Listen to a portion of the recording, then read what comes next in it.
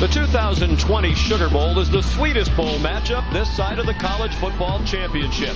Number 5 Georgia and number 7 Baylor.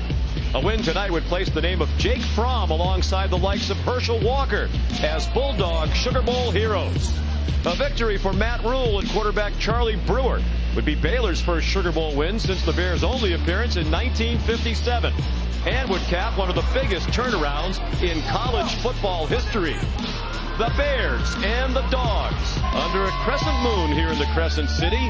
A new day, a new year, and a chance to make some new Sugar Bowl memories.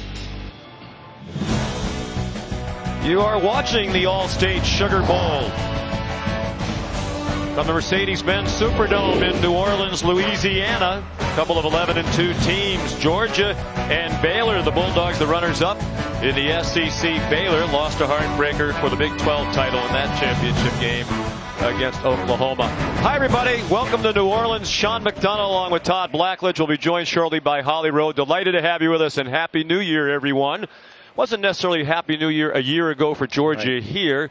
They were number 5 a year ago when they took on Texas in the Sugar Bowl, just as they are this year. But last year they thought they should have been in the playoff. They seemed unfocused. Yeah. Coach Kirby Smart thinks this year they're ready to go, despite a lot of key players who aren't here. Well, Kirby wants to focus on the guys who are here and the guys who are playing. And he wants one question answered. How much do you care? Because he looks at this team they're playing in Baylor. He says their MO is they out-hit and out-hustle the teams they play. We have to have that same mindset, that same attitude. He wants to see how his team will respond tonight. Well, he knows his quarterback, Jake Fromm, will be focused as he always is. Perhaps his last game for Georgia. He's a junior. He has a decision to make about the NFL when this one is over. It's been a difficult year around him on offense, and as a result, his performance has suffered a little bit too. It has. I mean, his last 5 games, his completion percentage has been under 50%. Very un-Jake Fromm-like. But make no mistake, this guy has had a brilliant career as a 3-year starter at Georgia. He's 34-7 as a starting quarterback. His wide receiving core got decimated as the season went on. That affected his productivity down the stretch. But I know him as a competitor. He wants to play well tonight. And on the other side, the quarterback, Charlie Brewer, we had the Big 12 championship game. He did not finish the game, was injured in the first quarter with a head injury. He is back. He's healthy. He's a very fierce competitor, plays the game a lot like Sam Ehlinger, who really caused problems for this Georgia defense last year. Baylor, one of the great stories in college football this year. 2 seasons ago, 11 losses. This season, 11 wins under Matt Rule. The coach is with Holly Rowe. Well, Coach Rule, you were a 7-year-old little boy watching the Sugar Bowl as a kid. It was a big moment for you. What is it like now to be on this field coaching your team here? Well, it's exciting for me personally, but I'm more excited for these players. You know, of the 11 guys who are going to start on defense, 10 of them started 2 years ago. We went 1-11. They've worked. They've earned this opportunity. I want them to go play great. Thank you, Coach. Thank you. Coach Rule's Baylor Bears won the toss and deferred. So Baylor will kick off 11-2, both losses to Oklahoma. And Jake Fromm getting ready for what might be his last game as a Georgia Bulldog. Saw the numbers during Todd's introduction to Jake Fromm, one of the most prolific quarterbacks in Georgia history, and the same could be said of Charlie Brewer at Baylor. He's in the top 5 in most of their quarterback-related statistical categories. Noah Rauschenberg kicks off for Baylor.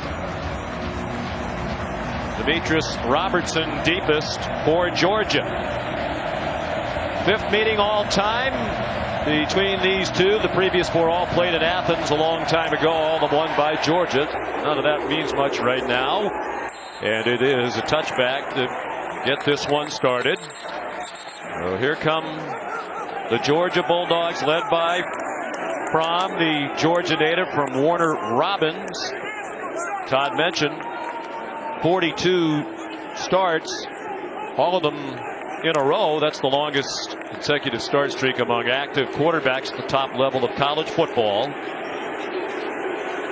34-7, 12-6 against top 25 teams, as the leader, the Georgia Bulldogs, with a remade offensive line in front of him.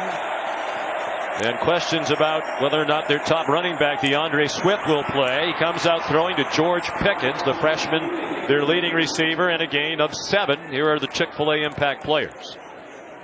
Well, you mentioned DeAndre Swift, probably not going to play in the game. They're starting the game with Zamir White, the first play. James Cook, also George Pickens, their impact receiver, and James Lynch and Terrell Bernard, two outstanding defenders.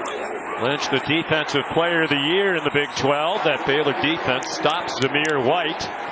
James Lockhart, part of a terrific three-man front. They're a 3-3-5 defense, and they have been disruptive all season long. A school record 43 sacks. They have 30 takeaways, among the leaders in the country in that category.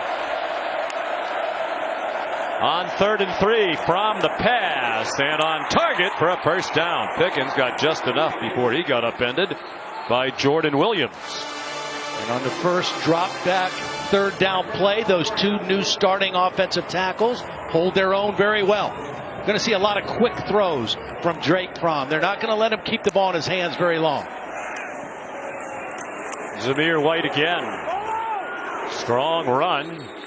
Almost to the 40. Stopped by Henry Black. Here's Holly Rowe. Well, DeAndre Swift came out in full pads, warmed up with his team, and I was able to catch his eye and talk to him and say, hey, are you going to play? He said, yes, I want to try to play. He's standing there on the sideline right behind the coaches as if he can sub in any moment, but he is going to be smart with that AC shoulder joint separation or injury. Possibly his last game at Georgia as well. He's a junior. Todd McShay considers him the top running back prospect in the NFL draft this year. Played just 5 snaps in their 37-10 loss to LSU 3 weeks plus ago in the SEC title game. Zamir White chopped down by Terrell Bernard. Help from Jordan Williams. Now this is what Georgia wanted to try to do, was to use this big offensive line, even with the new starters, and try to overpower this Baylor defense. They're big up front, but their linebackers, Bernard's only a 217-pounder, but so far, no rushing room for Georgia. In this likely passing situation, James Cook comes in. Georgia has replaced both of its starting offensive tackles, 2 standouts, Andrew Thomas and Isaiah Wilson, both opted not to play to prepare for the NFL draft. Fromm's throw way too high in the direction of George Pickens. Jamison Houston in coverage for Baylor, and after picking up 1 first down, the Bulldogs will punt. That was just a misfire by Jake because he had single coverage into the boundary on Pickens, and he just overthrew him. There's Jake Camarda, sophomore from Norcross, Georgia, has had a very good year, averaging 47.4 per punt. Rayland Arnold back deep. Baylor, a very good kick block team. End over end, and a fair catch made by Arnold. At the 17-yard line, you're watching the All-State Sugar Bowl from New Orleans.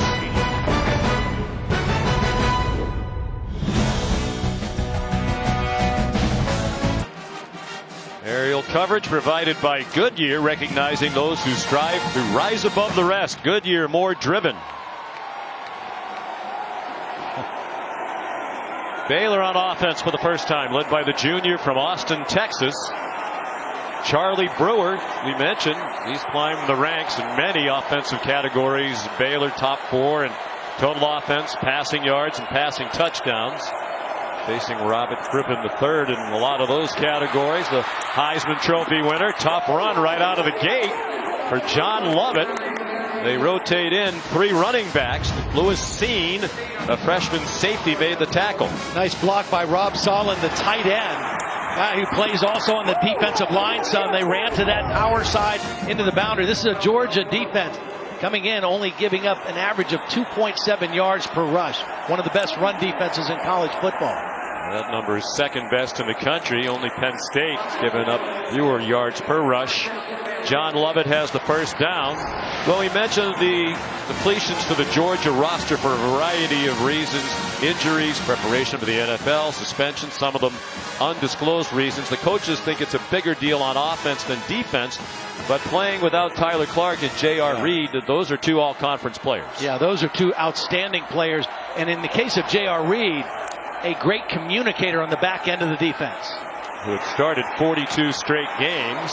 Short pass by Brewer, and then swung down is Lovett by the leading tackler for the Georgia Bulldogs, Monty Rice, junior out of Huntsville, Alabama. who might not be that popular in this city. He flipped from LSU at the end of his recruitment to Georgia. He's had an outstanding season. He's become a real leader for this defense. Brewer suffered a concussion in their conference title loss to Oklahoma. He hands off to Jamichael Hasty. And he said it was about a week in a dark room. He doesn't remember much about what happened to him in the Big 12 title game. He was wobbly after a couple of hits in the first half, left early in the second quarter, returned for a series, and then was sent to the locker room for evaluation. They decided he could not return. Only cleared to practice right before Christmas, but he said he feels fine. He's ready to go. He's on target there to Treston Ebner. Their running backs are good receivers, and they throw to the backs a lot. He came up about a yard short of the first down. Ebner was actually recruited to Baylor originally as a wide receiver, so he gives them a lot of versatility. Had a big, long touchdown pass reception in the fourth quarter of that Big 12 championship game. Georgia very good on that play, stopping him short of the sticks. Isaac Power on the punt. Kieris Jackson is back deep for Georgia. Coaches think this is going to be a low-scoring field position type game, so Matt Rule not inclined to go for it on 4th and 1 in his own territory, and a fair catch made by Jackson at the 18-yard line. Well, the difficulty with the players who aren't here for Georgia, Todd, is really on the offense, particularly the two excellent offensive tackles in Andrew Thomas, who won the Jacobs Blocking Trophy as the best offensive lineman in the SEC, and Isaiah Wilson. Each decided not to come here to get ready for the NFL. And then the question of DeAndre Swift. He's not on that list, but he is certainly a factor. And for the second possession, they've got James Cook out there again. Swift, Kirby Smart told us he's medically cleared. It's up to him whether he wants to play. Here is James Cook, the brother of Dalvin Cook of the Minnesota Vikings, and he got leveled by Chris Miller. Well, Chris Miller is one of the safeties. Here he is right here. He is going to make a beeline, perfect angle to the football. Once he reads the play, and really a nice job by Blake Lynch, number 2, turning the play back inside so the safety could clean up and make the play. Goes back to what you were saying, Todd, about what Kirby Smart said about Baylor. They out-hit you, they out-hustle you, and he wants his team to match that. From way off, intended for Tyler Simmons. It's a passing game that is just completely out of sync. From under 50% passing for Coach Smart in each of the last 5 games, and it just looks like a group that is totally on separate pages. Yeah, it really does. And even though they've had extra time in the bowl prep to build that chemistry and work on it, you can still see early on there's not a lot of trust that Jake Fromm has in this wide receiver group. He's still the most accurate passer in Georgia history, but that number has been coming down. They go to the ground on 3rd down and 11, and James Cook stopped by Bravion Roy, the senior from Spring, Texas. Big number 99, another one of the better defensive linemen in the country. He's very athletic, was an outstanding basketball player in high school too. That's what he credits his footwork to. He's not a guy that's just content to plug the run. He also can pressure the quarterback. And these are 2 outstanding defensive football teams. And if you get 3rd down and 7 or more against either one of them, you're going to have some problems. Yeah, get ready to punt. Camarda, low kick. This one's returnable. Braylon Arnold out of bounds. So the field position battle starting to tilt in Baylor's favor as the Bears will begin at their own 45-yard line.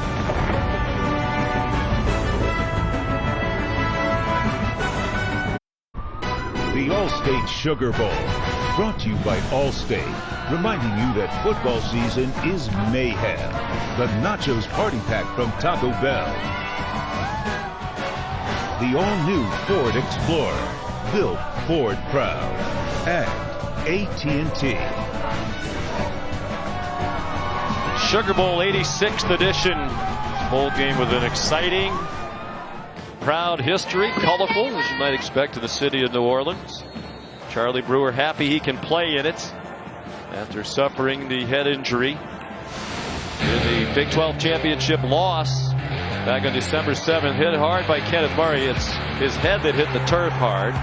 So we mentioned he was wobbly getting up and came back into the game. And then Mike DeFee, the referee, said, "You need to go out." They sent him to the locker room for further evaluation. He did not return. We were told that he's had 3 concussions. We asked him yesterday, with all the attention on head injuries in football, "Are you concerned?" He said, "No, not at all."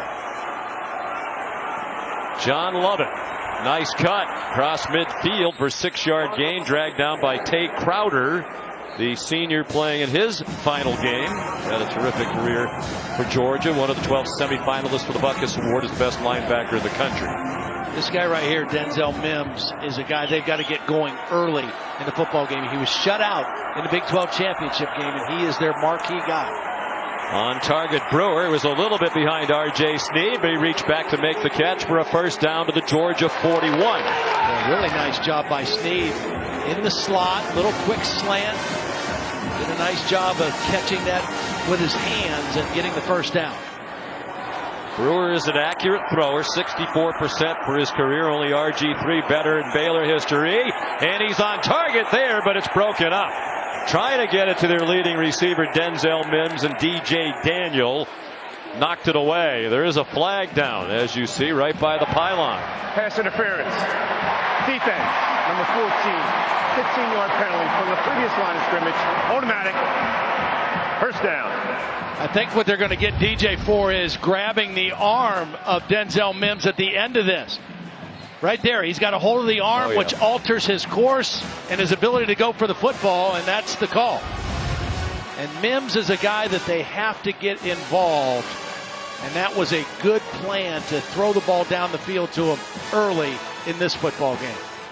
Coach Rule told us earlier this week that Mims has been playing the year with a fractured bone in his foot, which is remarkable since he's been so productive, with the exception of that Big 12 title game. Brewer slid down to avoid the hit. He stayed in bounds but lost yardage. Back to the 30-yard line, chased by Nakobe Dean.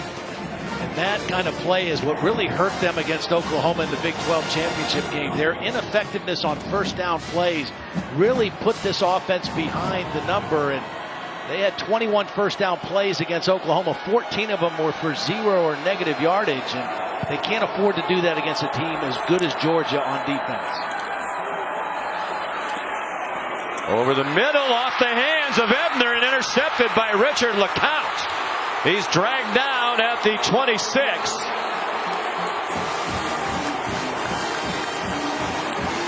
First turnover of the game. Timeout. Malik Herring put pressure on Charlie Brewer. Still looked like the throw was catchable, at least looking at it live, Todd. It was a little bit closer to the middle than Ebner wanted it to be, but it was an outstanding play by LeCount on the deflection.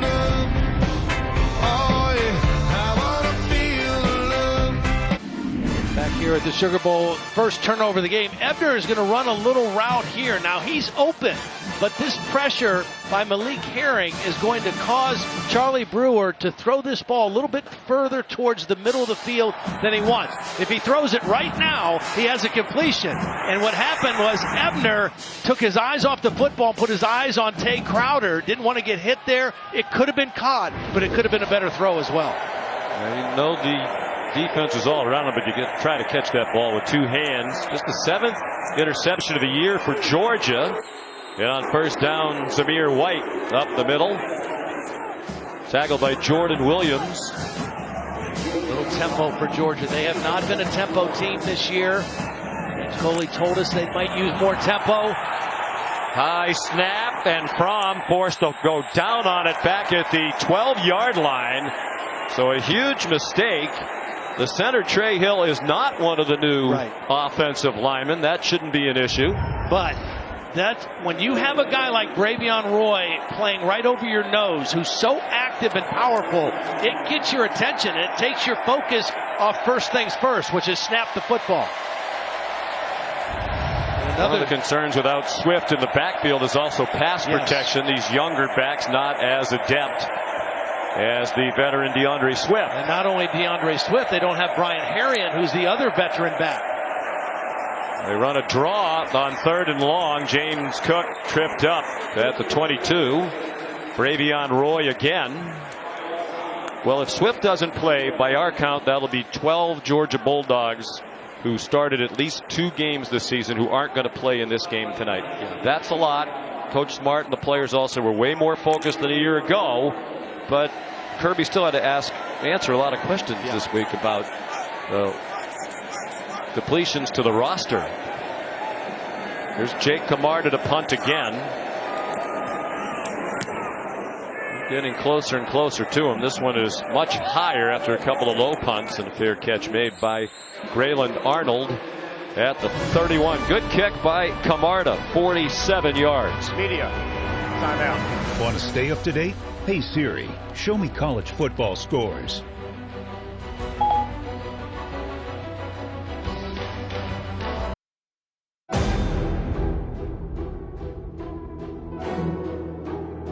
Better give me your attention and under made it through. Making moves. I need some more. Well, 12 nights from tonight right here in this building, the national championship presented by AT&T. 8 o'clock Eastern time on ESPN. LSU and the defending national champions Clemson. And this town is already alive in anticipation of the Tigers playing the Tigers here. Treston Ebner ahead for a yard. It's going to be a busy time in this building. Sugar Bowl tonight. The Saints hosting a playoff game against the Minnesota Vikings here on Sunday. And a week from Monday, the national title game. LSU playing in the championship game for the first time since 2011 when they got shut out by Alabama. Don't think they're going to get shut out this year, even with as great as that Clemson defense is. No, I don't think so. Should be a heck of a game. Charlie Brewer on 2nd and 9. Another ball that looked like it might have been caught. Instead got deflected away, intended for Denzel Mims. Georgia's going to play a lot of tight coverage. They like to put their hands on people. There's the hit by the safety, Lewis Seen, that knocks the ball out. The ball's knocked out well by Eric Stokes, the corner. The hit by Seen was after the ball was out. It was a clean hit, but it did shake up Denzel Mims a little bit. And that's 2 targets now, and he has not caught a ball yet. But that one was good coverage by Eric Stokes. Playing in his last game. Seniors, been through so much. 18 seniors playing their final game. They played for 3 coaches, Art Briles, Jim Grove, who's one of the unsung heroes of Baylor football. Matt Groves, the athletic director, has said that. He came in for 1 year to help stabilize the program. And then Matt Rule, who was an inspired hire when he came from Temple, 1-11 in his first year, 7-6 last year, 11-2 this season. First Power 5 team to go from 11 losses to 11 wins within 2 years. Nice throw by Brewer. That's Tyquan Thornton with a first down out to the 43-yard line. They're still checking on Mims on the Baylor side. Really good read by Charlie Brewer. That was a full-out blitz by Georgia. Single coverage, and he went to the off coverage. DJ Daniel was playing off. He got the completion. Quick pop to R.J. Sneed, and then he got popped and driven back. Mark Webb, one of the defensive backs, leading the way. We asked Kirby Smart yesterday, is this the best defense you've had your 4 years at Georgia? He said, well, statistically it is. We don't have the dominant household name individual player or two, but as a group, this squad has played very well. And they play so many people. I mean, they typically will play 20 to 22 guys in the game. They have different roles for so many different players. Mass substitutions, particularly on 3rd down. Now on 2nd and 10. 4-man rush, and the pass incomplete, intended for Tyquan Thornton. Georgia giving up just 12.5 points per game for Dan Lanning, the young defensive coordinator, just 33 years old. Only Clemson is better at scoring defense this year.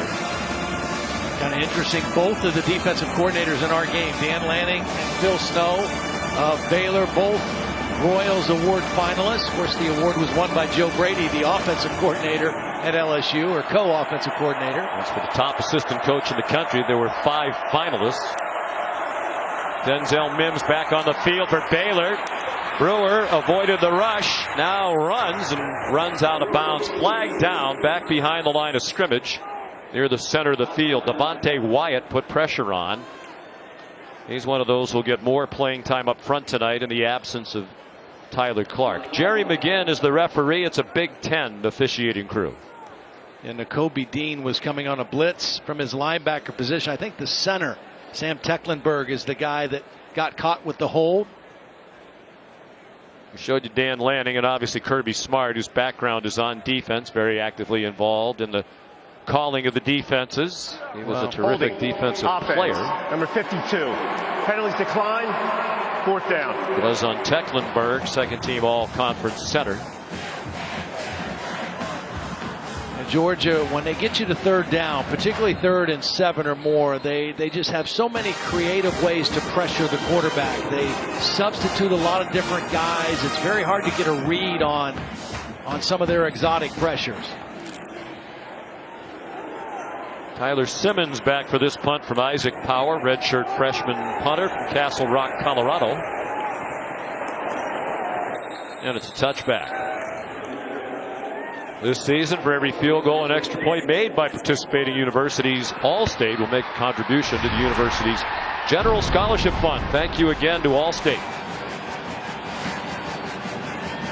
You know, as we've watched Georgia here early in this ball game, 3 minutes left in the first quarter offensively, you know, what can they do? They have to still try to run the football and take some shots down the field off of play action. And the guy they want to try to go to is George Pickens. He's the only proven receiver they have on the field. But they have to get something going running the football behind a bigger offensive line. They hand it off to Tyler Simmons, the motion man. And there's a flag down. He got 4, perhaps more, for a face mask.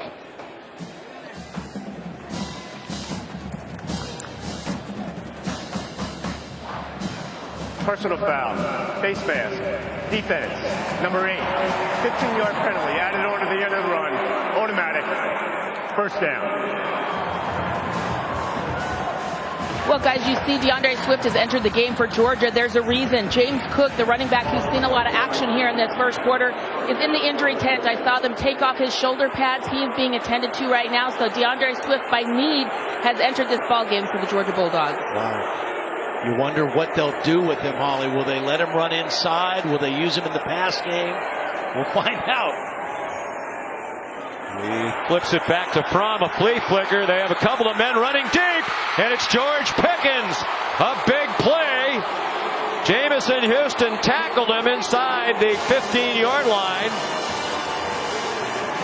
Beautiful job by DeAndre Swift, not only making the pitch, but watch DeAndre Swift also, after he pitches the ball, pick up the blitzing linebacker Bernard, just enough to give Jake Fromm extra time to get that ball downfield. There's Swift again. Then you wonder, Todd, if the effectiveness of that play was helped by the fact that it was Swift back there and the Baylor defenders aware that he's in the game, thinking they're going to give the ball to him on a running play with him in there. Yeah. He carried to the 12. They marked the ball back at the 15-yard line after the long pass play. 47 yards. Swift back on the sideline. It's Zamir White, the powerful runner, 215 pounds, now on the left hip of Jake Fromm. They pressure Fromm. It's off to Pickens. And he's down at the 6-yard line. Braylon Arnold might have saved a touchdown. Georgia trying to pick up the tempo here on offense. And very quickly with that long pass, Sean, they finally flipped the field. 3rd down, a short 2. Zamir White stopped short of the line to make.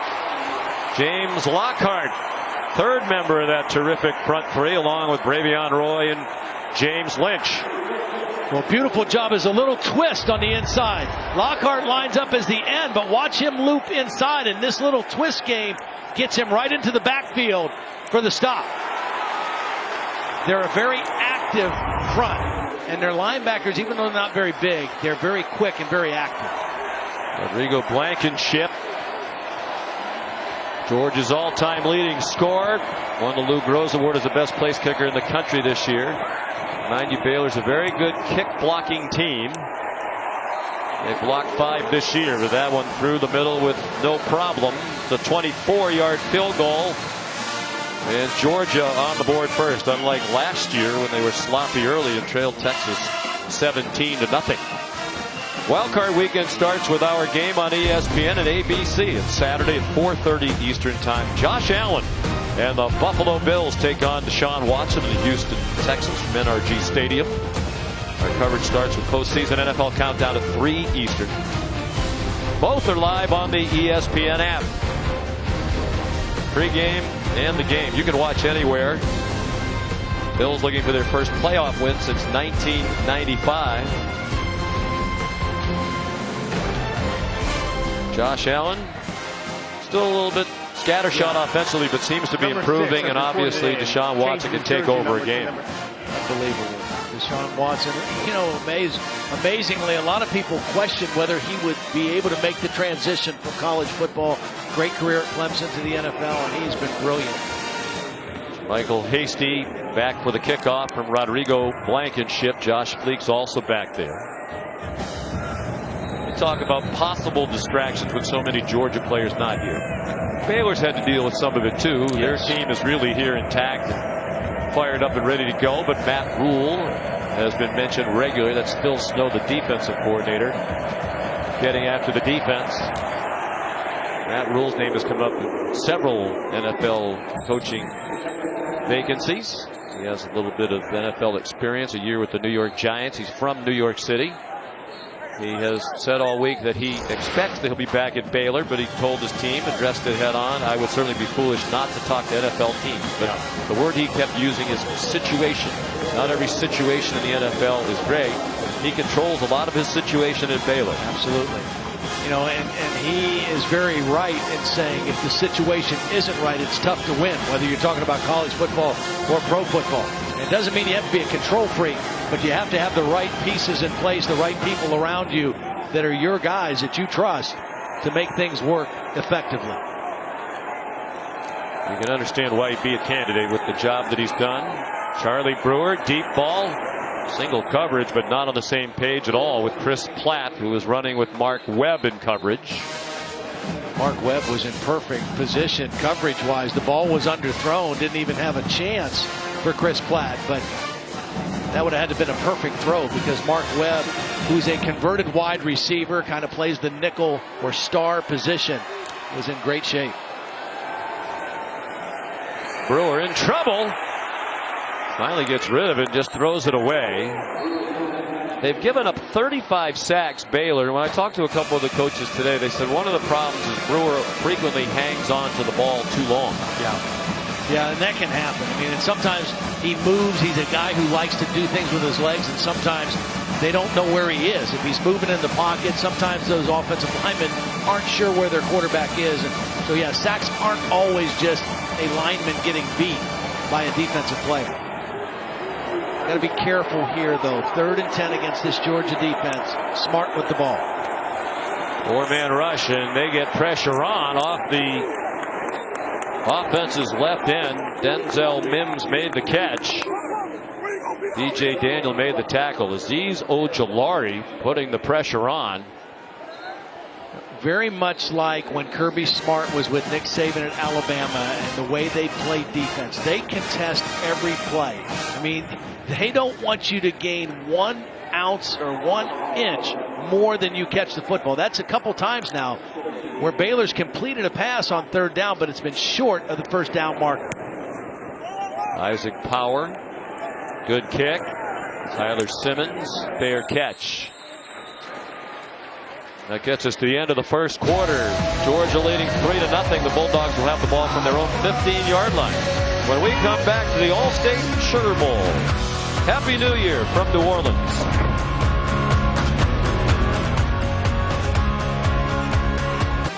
Aerial coverage of the All-State Sugar Bowl provided by Goodyear, introducing the newest honorary member of the College Football Hall of Fame, the Goodyear Blimp. Goodyear, more driven. Tonight's game is also being brought to you in 4K by Samsung QLED TV. You can check this out on DirecTV, Xfinity, or Altice. Sean McDonough, Todd Blackledge, Holly Rowe back in New Orleans heading to the second quarter. Georgia leading 3-0 after a 52-yard punt by Isaac Power. The Dogs begin from the 15 and first down ends at the 14 as Kenny McIntosh, the true freshman, is dropped by Chidi Obanaya. And that's a mistake on the offensive line because the tackle blocked down the tight end. There were two tight ends to the backside. One of them they both blocked out, and they let the defensive end just chase the play down. And so obviously a miscommunication. Again, they're playing with two new starters at tackle, also a new offensive line coach in Matt Luke. Sam Pittman, who had been the line coach, left to become the head coach at Arkansas. Nice play there. Zamir White knocked down by Chris Miller. And there's Matt Luke, fired at Ole Miss after 3 years as the head coach at his alma mater. I think he got a raw deal myself. I know there's a lot of excitement against Lane Kiffin. But about Lane Kiffin, Jake Fromm, back shoulder throw on target there with George Pickens. But Matt Luke's a great hire. Kirby Smart snapped him up within 48 hours after Sam Pittman departed. He's an excellent recruiter. He's an outstanding offensive line coach, and he's a really good person. So he's a really good addition for Kirby's staff. Some challenges tonight with this remade offensive line without the veteran starting tackles. Some movement along the line there. Warren Erickson made his first career start tonight at right guard, number 50. Offside. Defense, number 95, with contact. 5-yard penalty remains. First down. There's Warren Erickson. Yeah, the good thing for Erickson is he's in there with Trey Hill, the starting center, and Solomon Kinley, the starting guard, who are, he can kind of be protected a little bit more than Sawyer and Cade Mays, the two starting tackles. But right now you see they want to run the football and they want to throw it to George Pickens. Zamir White, nice run. He's a fan favorite in Athens.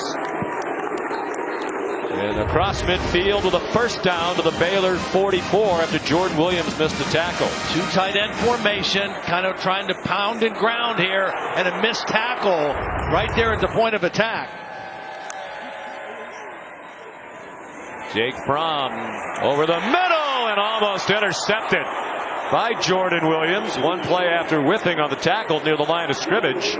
He couldn't come up with the interception, and he's upset with himself. Intended for the tight end, Charlie Werner. Well, Charlie Werner prevented the interception. He knocks the ball out. He turned from receiver to defender immediately and knocked the ball out. Number to number 6 for Georgia.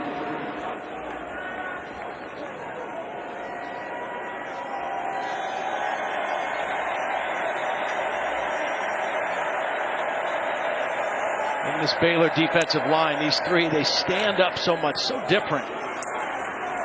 Pickens really become their lead at wide receiver. Injuries to Lawrence Cager, to Dominic Blaylock. And it wasn't a group that was all that productive when they had everybody healthy. But they had more options. We saw them against Tennessee earlier, and those guys were all healthy. It was a much different looking pass game. Saw Lawrence Cager, big target, out with an ankle injury to the end of his career. He came over as a grad transfer from Miami. Kenny McIntosh for the first down. Nice job by James Coley calling a formation that time to the field where they were able to outflank the Baylor defense. They snapped it quick. They had two tight ends and a receiver to that side. They got the ball out on the perimeter, and when we talked to Phil Snow, he thought some quick sweeps would be something Georgia would do because Oklahoma had success with those kind of plays against them in the Big 12 championship. Pressure from Fromm's left. He throws for Pickens. He runs under it, catches it, and a touchdown for Georgia.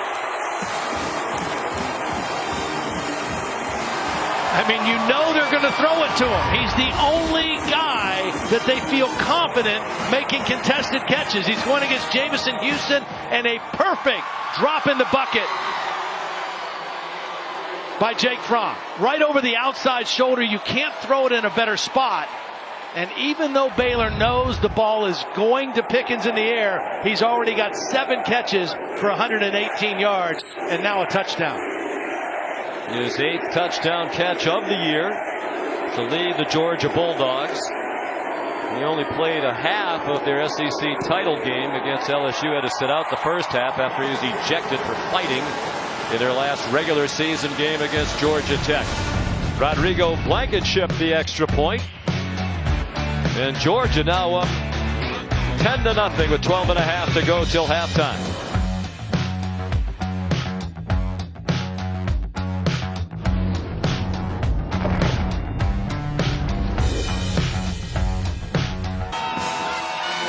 Taco Bell is bringing the best of the regular season to the All-State Sugar Bowl by creating the Live Moss student section.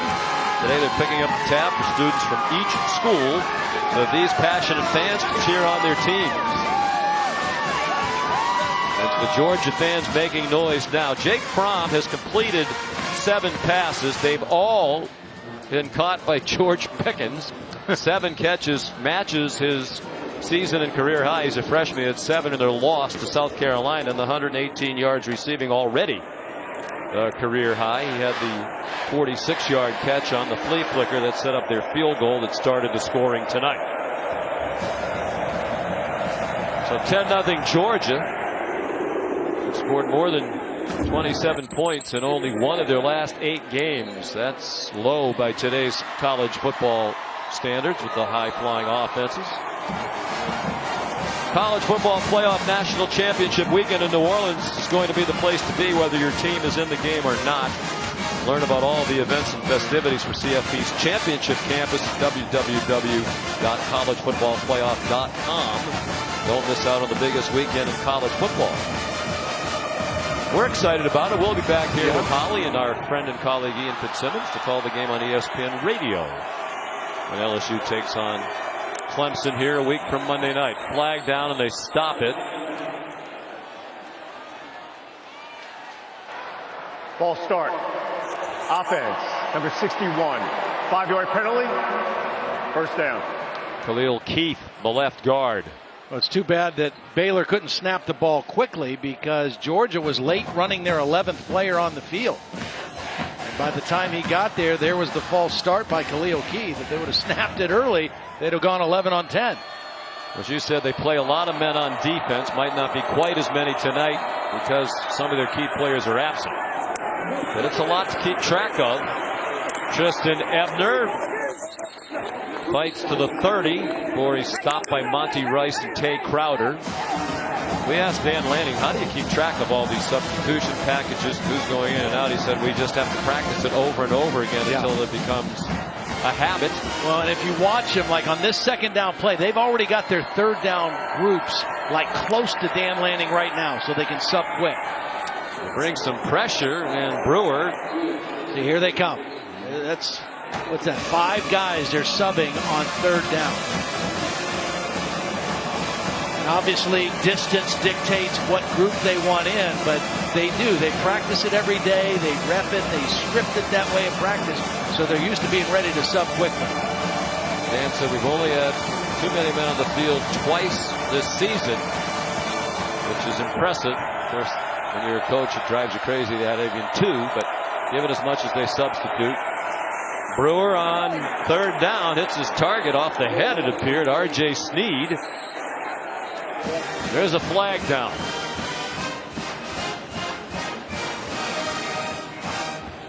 You know what? I think they're going to get Blake Betier for he threw a punch at the end of this play. He was tied up with a pass rusher and took a shot at the guy. After the play, personal foul, offense, number 56. It'll be 15-yard penalty. 15-yard penalty, 4th down. Well, I mean, it could have been worse, maybe. Watch the end of this play. Here it is right here. And at the very end, he just kind of takes a shot right to his head. And he's working on Nolan Smith, a freshman linebacker. That's clearly a penalty and not a smart one. Georgia stands to get outstanding field position again here with a 10-0 lead after that penalty and punt. So Isaac Power now standing on his goal line to punt to Tyler Simmons. Boy, he hangs them up high. A crowd around Simmons, who made the fair catch at the 41-yard line. Here's Holly Rowe. Well, guys, of the guys who chose to sit out this game, Jake Fromm was not one of those for Georgia. He does have an NFL future in mind, and he told us he will sit down with his family after this game and make a decision about what's moving forward. He did submit paperwork, receive a grade for the NFL, but, you know, Kirby said he has so much class. He is such a competitor. He never points a finger. He wants to be out here with his guys, and I just sat and watched an offensive huddle. He is engaged. He's yelling at his guys. He wants this to be good. This guy loves Georgia and wants to be out here competing for them, regardless of his NFL future right now. Well, he's off to a good start. There's his parents, I'm assuming possibly girlfriend, wearing the jersey. Zamir White. Tough run, the lunge forward and pick up a couple of extra yards. Well, he's had an interesting career, Jake Fromm. As a freshman, Jacob Easton started. Right. Got hurt in the very first game. Fromm took over. He started 42 in a row. Right. And Jacob Easton wound up transferring to Washington. He's already declared for the NFL draft. Of course, Justin Fields came as one of the top recruits in the country. And basically backed up Fromm last year. He left, realizing Jake was going to be the quarterback this year. He had a great year at Ohio State. How about the effort there by Zamir White? Once again stays on his feet and gets within 2 yards of the first down. Zamir White is very powerful. He is the north-south guy. Now, they thought coming into the game, James Cook would be the guy they could be a little bit more versatile with. As Holly reported earlier, he was in the injury tent, has not been back in the game. We have seen Kenny McIntosh, and we may see more of DeAndre Swift. Three-man rush. They don't get anywhere near Fromm, so it's Pickens with his 8th catch. And he scampers out of bounds with another Georgia first down to the 40-yard line. Again, another nice job by formation. They got Pickens in a little area. He sat down, and the quarterback found him. And again, I think that Baylor and Phil Snow is going to have to do something different to account for George Pickens. Maybe roll a safety over the top. That's it. Cover him tighter and roll somebody over the top and make somebody else for Georgia beat you in the throw game. They're at the Baylor 40-yard line, 1st and 10. Georgia leading 10-0. They fake the McIntosh and the throw to Tyler Simmons, and he couldn't break free of the tackle after a gain of 5. Graylin Arnold, excellent defensive back, second team all Big 12 this season. We mentioned the last 5 games of the regular season, or actually 4 regular season in the SEC championship game, Jake Fromm was under 50% completion in all 5 of those games. Tonight, 9 of 12. He looks sharp, and he seems to be getting on a little better page with his receivers, especially George Pickens. They flip it to Simmons, heading the other direction.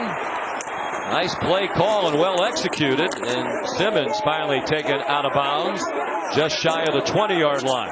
Really nice job by the tight end, Charlie Werner. Watch Werner get out here and lead. A lot of times you bring that tight end in motion and he cuts off the backside end.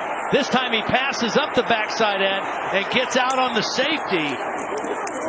Gets the block on Graylin Arnold, and that perimeter run on the toss to the wide receiver Simmons has been a good play for them a couple times here already in the first half.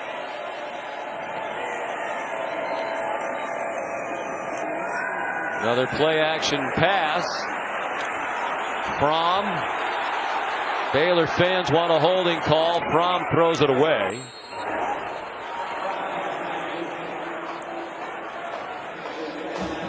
Well, they've been managing all year, Baylor, to get pressure largely with that front three. They're really not, even with a couple of key offensive linemen not here tonight for Georgia.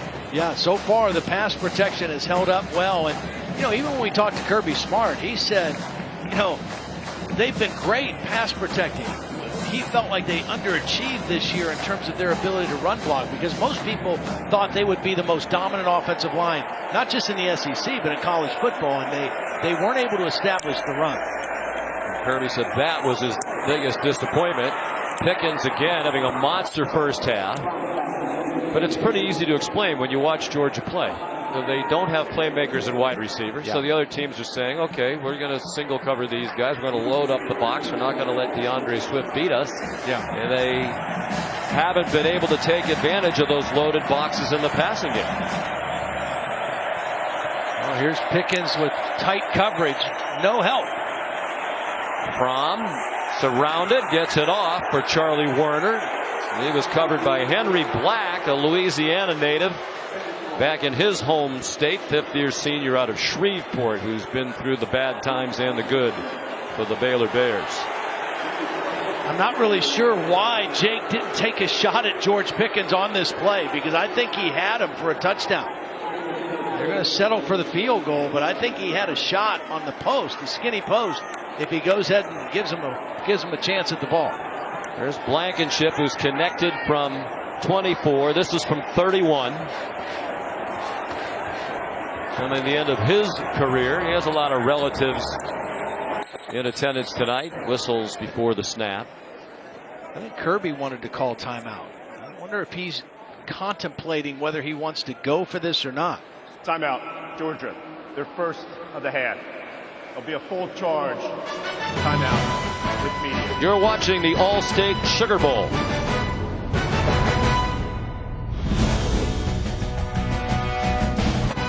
The All-State Sugar Bowl, brought to you by Allstate, reminding you that football season is mayhem.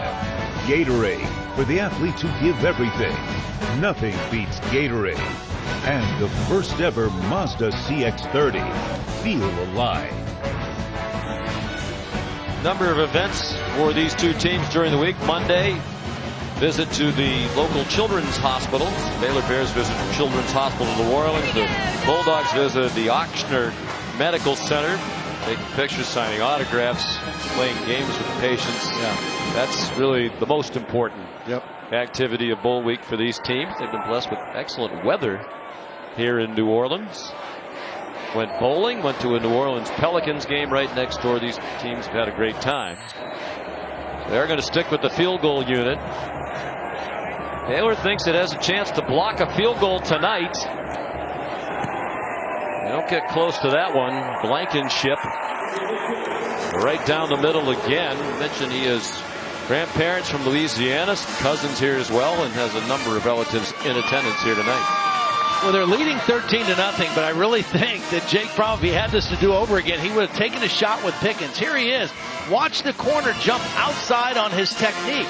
As soon as that happens, Jake Fromm's got a good enough arm to stick this ball in right now to Pickens. The safety's not going to affect it. He turns to the other side and throws to a well-covered tight end, Charlie Werner. I think if you got a shot one-on-one with that big receiver Pickens, give him a chance to make the play. Maybe he just felt like he needs to get somebody else involved. Pickens has 9 catches. The rest of the team has 1. Been a much easier start to the night for Uga than a year ago. We were here and Uga got locked up with Bevo, the Texas Longhorns mascot, and decided mismatch, at least from a weight and size standpoint. And horns. And horns. Yes. Horns would seem to help Bevo in that one. Not that Bevo would have needed the horns necessarily, but Blankenship, more touchbacks than anybody in Georgia history. That's because he kicked off all the time over these last few years, although not as much this season with the offensive struggles. Well, here's a look back to last year. Right before the game started. I think that set the tone for the evening, too, because Texas came out firing. Georgia mistake thrown early. It was 17-0 Longhorns. Georgia rallied back, but lost 28-21. Much happier right there. I'm just saying I would have held my own. They didn't hurry me away from Bevo. It was Josh Fleeks, yanked down after a short game by Aziz Ojulari. Again, you see how difficult this Georgia team is to run the football on. I mean, right now, they are allowing, coming into this game, just 76 yards per game rushing. And since 1950, that's the second fewest. It would be the second fewest ever. The only one better was 1981, 72.5. Charlie Brewer pitched it to JaMychal Hasty. He's out of bounds about 3 yards short of the first down. And it's a Baylor offense, Todd, that's had a tough time now for a while. They had a 25-point lead in the first half of the regular season game against Oklahoma. Did nothing in the second half, wound up squandering their biggest lead in program history, and really did not do much on offense in the title game, save for a couple of big plays late against Oklahoma, and just 70 yards of offense so far tonight. Wow, that looked like a hold in the middle of the offensive line. Brewer got it off. JaMychal Hasty out of bounds, 38-yard line, and there is a flag down. Somebody pressuring up the middle just got spun around. I think they're going to get Xavier Newman-Johnson, the right guard. Offense, number 55, 10-yard penalty from the previous line of scrimmage. Replay, 3rd down. Watch right in here. There's a blitz coming on the inside, and he's just going to instinctively grab and twist them all the way around, right to the ground. A very easy call, and it wipes out a 3rd down conversion. They had 3rd and short. They get the conversion. Now they're 3rd and extra long again. Right where Georgia wants you to be against them defensively.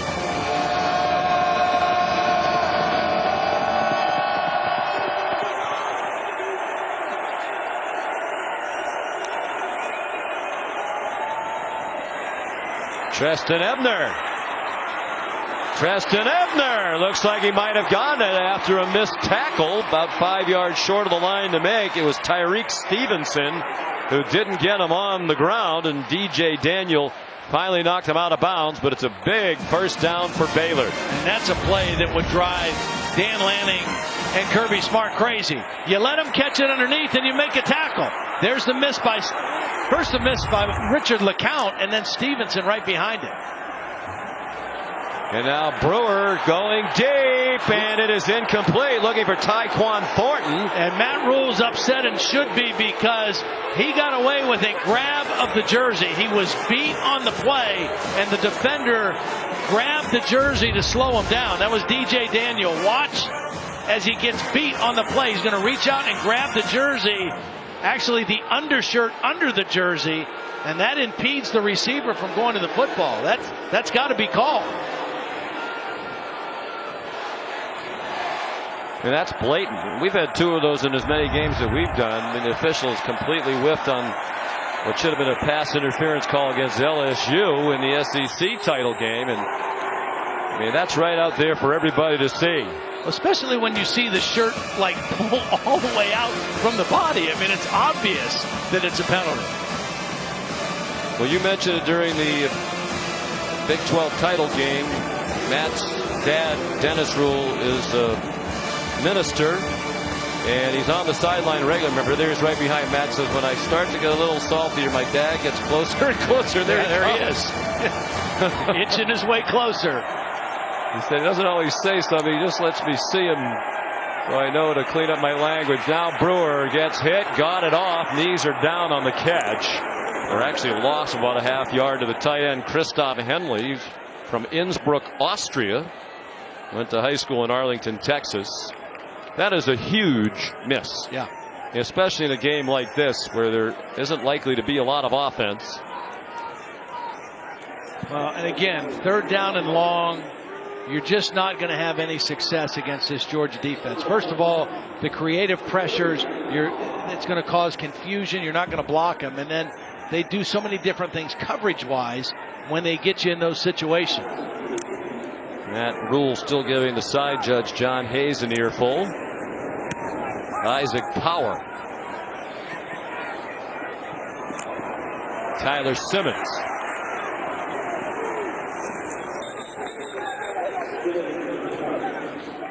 "46-yard punt and an 8-yard return. Georgia up 13-0 in the second quarter.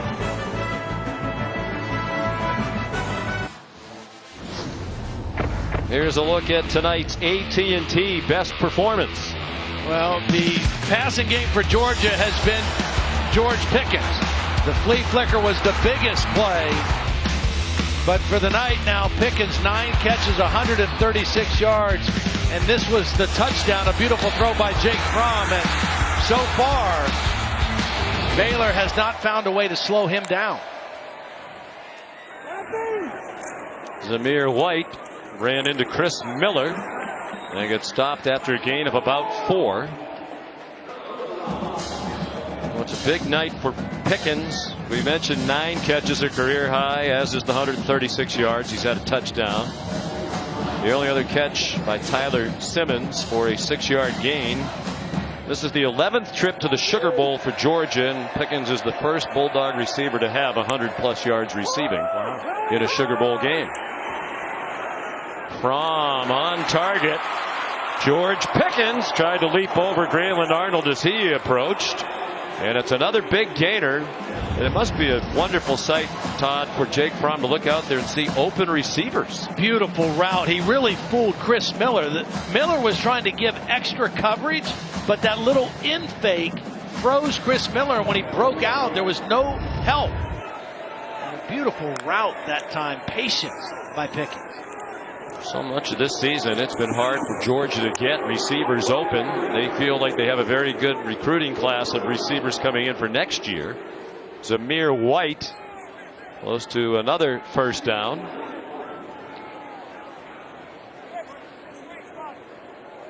Well, they lost 3 to the NFL early, and then they started getting guys hurt this year, and right now Pickens is the only proven guy that they have.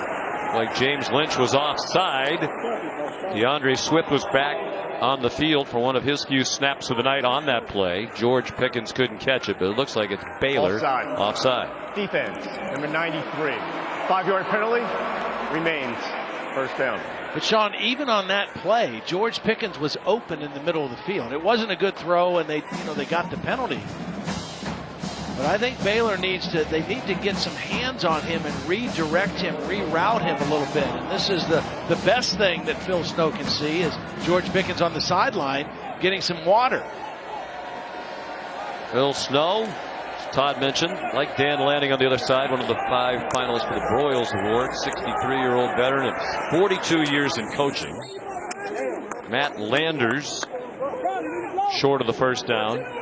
And Phil Snow, one of the real characters in coaching, too. Just a fun guy to talk to. Very interesting, passionate. He was fired up for this game because he likes old school hard-nosed football. And he says that's what they play in the SEC, maybe a little bit more than what we see in the Big 12. He likes the challenge, but right now, Georgia kind of having the better of it. And the better of his defense. He tells his players Big 12 is soft. Just try to fire him up and get him mad a little bit. It's less soft this year, if it ever in fact was soft. Much better defense played in the Big 12 this year. Demetrius Robertson for another first down. These wide runs, I mean, they were not having success running inside. The wide runs have been much more effective, and it's really because the tight ends are blocking so well on the perimeter. That time, Eli Wolf, an outstanding block on the edge. You know, another person who's been criticized this year is Georgia has not been terrific on offense. James Coley, the offensive coordinator, he's done a very nice job with the play calling tonight. It's been a variety. And of course, when you have success as they complete again to Pickens, Todd, doing some things, it opens up other things. When you're getting stuffed on every play, you can't set up other options in your playbook. There's James on the left.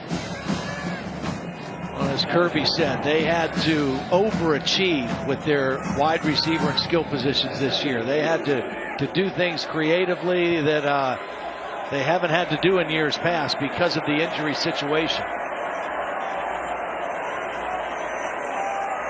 Second down and 8, under 2 minutes to go in the half. Georgia leading 13-0. Fromm to the end zone. Caught. Touchdown, Matt Landers.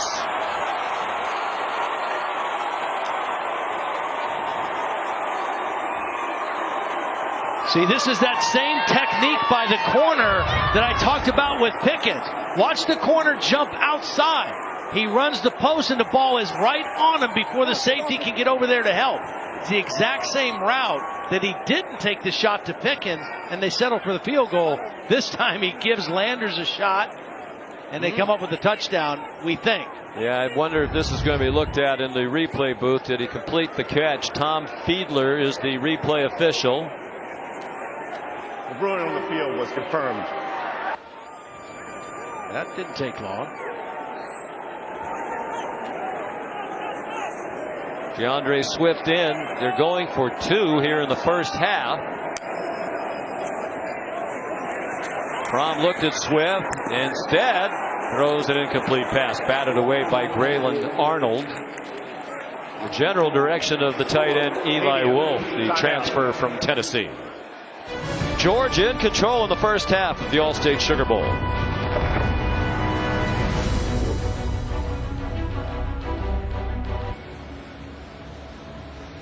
Stay tuned for the Mazda halftime report. Matt Berry, Jesse Palmer, Joey Galloway. They might need to get to the set and get going here. There's lingering on the sideline. Ian Fitzsimmons on the radio down there as well. Getting ready for the national championship game, which will be on ESPN Radio in addition to ESPN TV and the app. There's Matt Berry. Apparently they're going to do it from the field. Do they have a set? Or are we saving on the budget earlier in the new year? It's good to start, the new year right financially. Maybe we can spend a little more money later in the year. Here's another touchback off the foot of Rodrigo Blankenship. Now, Jake Fromm's having a beautiful game, but on this 2-point conversion, DeAndre Swift's in the game for a reason. He's got him right now. So that's his first read. Now, right now, he doesn't like that, but George Pickens is going to open up right here. That's his second look. And he doesn't go with either one of them. Now, again, it's not that big a deal. It's a 2-point play, and he's having a great game now, 14 of 19. But that's 2 points that he could have had, I think. A little surprised they went for 2 in the first half of the game. Charlie Brewer at quarterback. Can Baylor get anything going? Brewer's 9 out of 17. They have 82 yards of total offense. He dumps it off for JaMychal Hasty. Lowers his head and picks up 3 or 4. Chopped down by Eric Stokes. All 3 timeouts left for Baylor with 1:38 to go in the half. Again, it's so critical what you do on first and second down. You have to win those downs against Georgia, and they've not been able to do that in this first half. Back shoulder throw. Incomplete. Intended for Tyquan Thornton out of Miami. And here grew up friendly with Teddy Bridgewater, who started the Sugar Bowl here with Louisville a few years ago. Teddy a few years older, but they played in the same youth football program, knew each other well, and have stayed in touch. Yep. Actually got to see each other at the Saints practice facility, right? That was a real treat for Baylor this week, practicing over at the Saints facility. Saints have been great this week. Chance to interact with some of the players over there.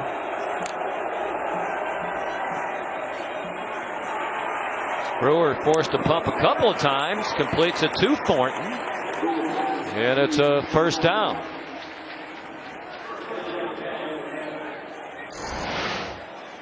Here's a look at the reunion at the Saints practice facility the other day. Teddy Bridgewater made it a point to come out and find Tyquan Thornton. Yeah, Tyquan told us that even though Teddy played in an older age group, he would work with the quarterbacks on his team. He would stick around and help out those guys. Boy, heavy rush. Brewer spins away from it, throws back across the field to Hasty, who's to the 41. Boy, that was a hard-earned 5 yards for Baylor, and they're down to 1:05 to go in the half. Well, you see the elusiveness of Charlie Brewer, because it was a quick rush right away that he eludes. I know Denzel Mims has an injured foot, but he trotted back to the line of scrimmage when they're in hurry-up mode here, and now it's Adam Anderson with a sack of Brewer. It might be Georgia looking to call a timeout now. And it is. The Bulldogs use one with 44 seconds to go. Georgia, they're second and a half. Be a 30-second charge timeout. Monday, January 13th, 8 Eastern, ESPN and the ESPN app, the College Football Playoff National Championship game presented by AT&T right here at Mercedes-Benz Superdome in New Orleans. I think we're going to see the #1 pick in this year's draft, Joe Burrow, against the #1 pick in the 2021 draft, Trevor Lawrence. Yeah, well, Joe Burrow has been great from start to finish. Trevor Lawrence a little slower getting out of the gate than people expected, but he has been outstanding down the stretch. And when that game was on the line in Phoenix the other night, it was impressive what he did. As we saw with Justin Herbert in the Rose Bowl today, Lawrence can hurt you running the football. They don't like to do it, but he can do it, and he did it very effectively against Ohio State. So here's 3rd down and 9 for Baylor. Georgia with 1 timeout left. They can get a stop here. Brewer under duress got it off. They get the stop of Tyquan Thornton, and Kirby Smart will use that last timeout. He feels like they have Baylor on the ropes. Wants to try to bury them here in the first half. Well, his defense has held them to 97 yards of offense, and so they have pretty much had their way. And when they get him again in these 3rd and long situations, it just plays right into their hands. They're rushing the passer, they're covering downfield, and right now this has been a beautiful half for Georgia. Not just their defense, which has been this way all year, but for Jake Fromm, the offense, George Pickens. Pretty exciting stuff for Georgia here in the first half. And a lot to be happy for Kirby Smart. I think one of the things that he's going to be happiest about, he won't have to answer questions after this game about were they ready to go, were they focused from the start. We mentioned a lot of players who started games this year aren't here. Backups playing well, and Jake Fromm in that passing game finally finding a little bit of a rhythm. Dog fans have been waiting for that most of the season. Yeah, and Kirby was very emphatic with us saying when we met with him, he said, look, everyone wants to talk about the guys who are not here, the guys who aren't playing. The guys who have been here and are playing, they have practiced really hard. We want to focus on those guys, and I want to see how our team is going to play. And I think he's happy with the answer that he has in the first 30 minutes. Isaac Power. They don't have anybody back. That's one of the reasons why they got some pressure. And it's an excellent punt. Down by the 3-yard line by Ross Matisic, the snapper. He's an excellent player. He's backup middle linebacker. We saw him get into linebacker in the Big 12 championship game. 57-yard punt. And I would think now, Todd, with this field position, no timeouts left, 30 seconds to go. Just take it to the locker room. Yeah, absolutely. And they've dominated the first half. They've controlled the line of scrimmage on both sides of the ball. 165 yards receiving for Pickens. Baylor, as a team, 97 yards of offense. 11 catches for Pickens. The Sugar Bowl record is 14 by Josh Reed of LSU. And the yardage record is 239 by Josh Reed in the same game against Illinois in 2002. Pickens has 165. They give it to Zamir White. Boy, he's a tough runner. Now will Baylor call timeouts? Apparently not. Wonder if it was a shorter gain or a no gain play. Matt Rule might have tried it, force a punt. But I think at this point he just wants to get in and regroup.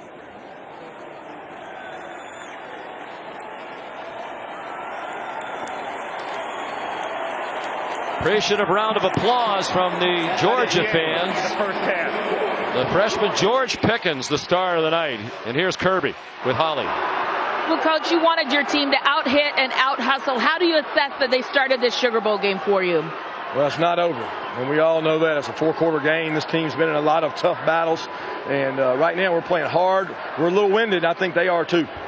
You've had some great success with Pickens in the passing game. What is really allowing that to kind of come alive for you right now? Free access right now. If they don't get their hands on him, it's hard to contain him, and Jake's made some good throws to him. And James Cook, what's his status to return to this game? Right now, I'm not sure. He's got a rib injury and don't know if he'll be back. All right. Thank you, Coach. Thank you. All right. Thank you, Holly. Our score at the half, Georgia 19, Baylor nothing. We'll send you to the Mazda halftime report right after these messages.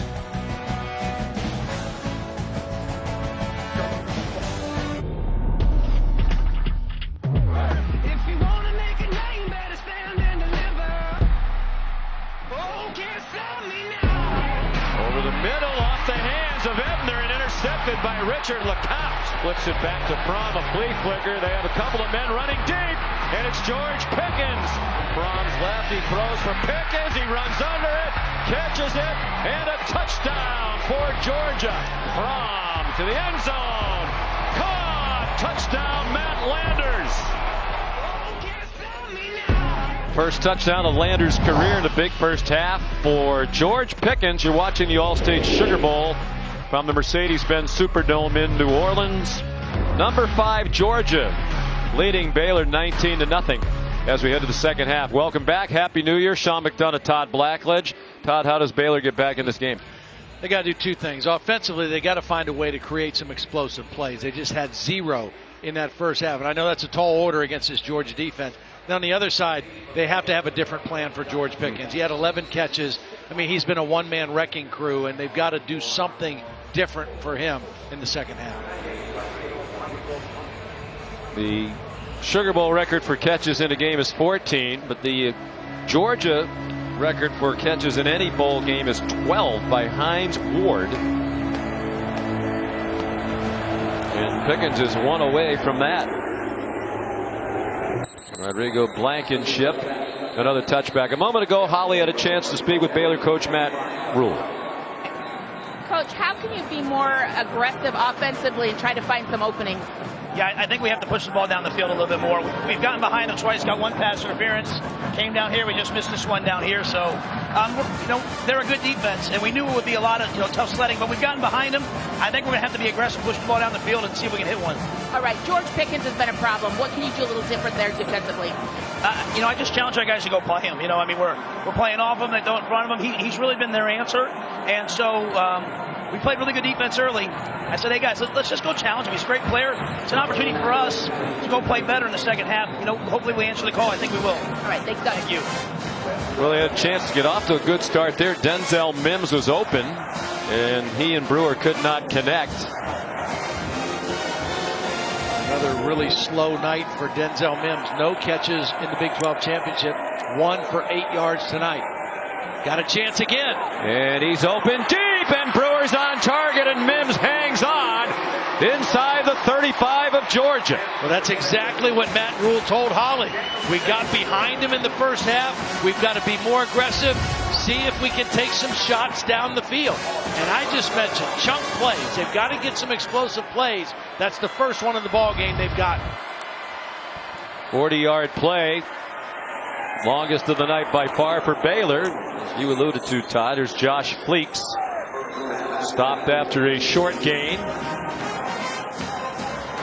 I think they've got 2 guys in Mims and also Tyquan Thornton that can run by people. And if Georgia wants to play tight coverage right up on you, that's what you have to do. You have to challenge them downfield. Josh Fleeks. Nice action after the catch to get the first down. Got enough before Richard LeCounte and Eric Stokes could combine to stop him.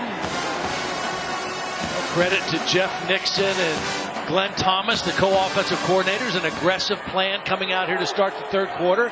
Got a little momentum offensively.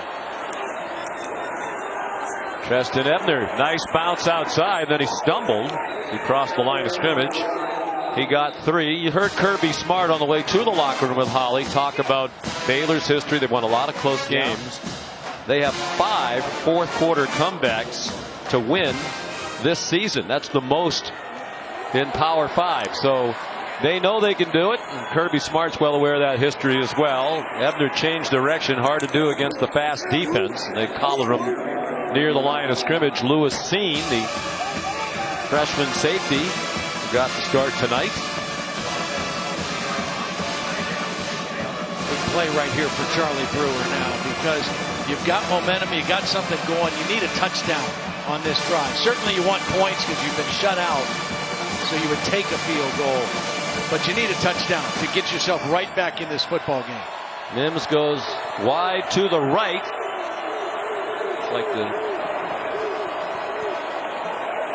corner pressed up on him might have some help. Matter of fact, he came off him and blitzed, and they attacked that blitz and convert on the quick pop to Mims. Well executed by Baylor. First down. That requires a quarterback and wide receiver being on the same page. They both see the blitz, they know where the coverage is coming from and where the ball needs to be placed, and both guys were totally in sync on that third down conversion. 4 out of 5 on this drive for Brewer. He's already thrown 27 passes in the game. Early in the third quarter, a play fake for Mims again. Touchdown Baylor. Well, Mims a non-factor in their Big 12 title game against Oklahoma. And not much of a factor in the first half tonight. Clearly they made an effort to get him more involved on this drive. Well, you can see his strength and his length. I mean, that's a lot of hand fighting with he and Eric Stokes. And if they're going to let him do that, you just have to be physical as a receiver and then go high point the football. And that's exactly what Denzel Mims did. Beautiful possession that time for Mims, their leading receiver. 12th touchdown catch of the season. He's a senior. In the 28th of his career. That's third all-time at Baylor behind only Corey Coleman and Kendall Wright. John Mayers kicked the extra point. And a little life on the Baylor sideline as we start the second half. They're on the board. It's now 19-7 in favor of Georgia.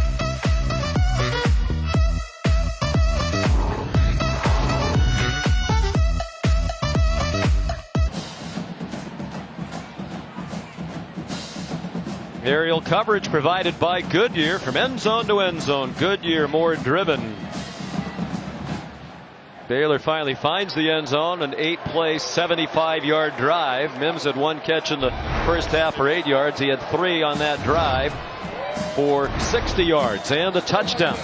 It was physical, and that's what you got to be with the kind of coverage techniques that Georgia uses. You've got to be physical as a receiver, and Mims certainly was on that drive. Mims, the only player in FBS football with at least 8 receiving touchdowns in each of the last 3 seasons. Noah Rauschenberg kicks off for the Baylor Bears. Demetrius Robertson back deep. He was very hesitant.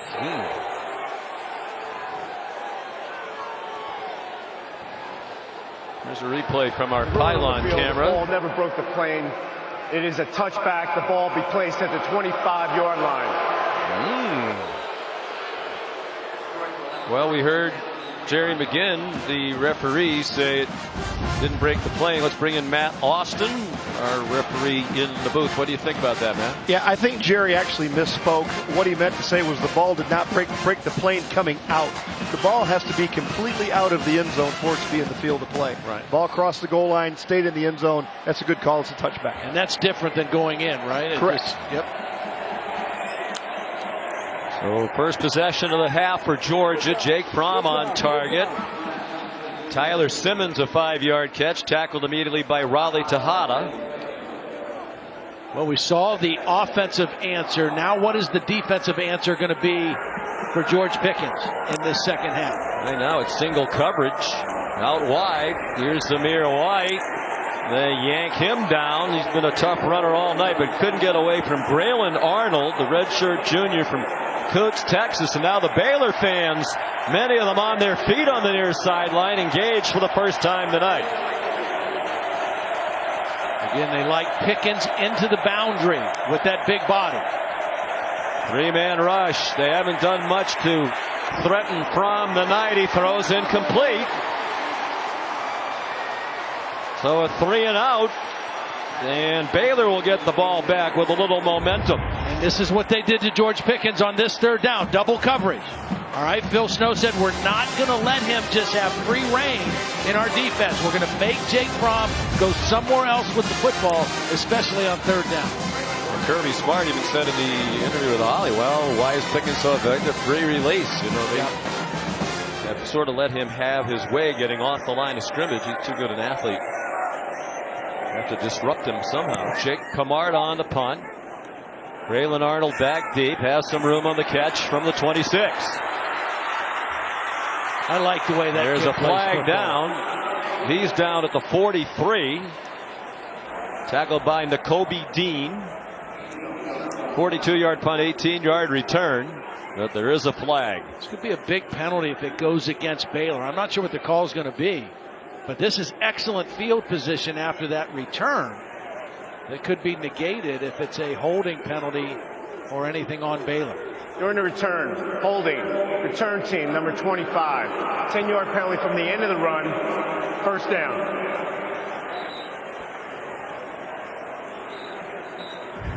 It's Treston Ebner, the wide receiver, running back. There he is. He's tied up with the wide receiver. That he got pulled down by the face mask. The wide receiver Tyler Simmons for Georgia had a hold of Ebner's face mask. I don't know how that's holding on Ebner. Wow. And the flag came in so late, it's almost as if the official only saw the very end of that. Now that Matt Rule's seen the replay on the screen, he's even more agitated than he was before.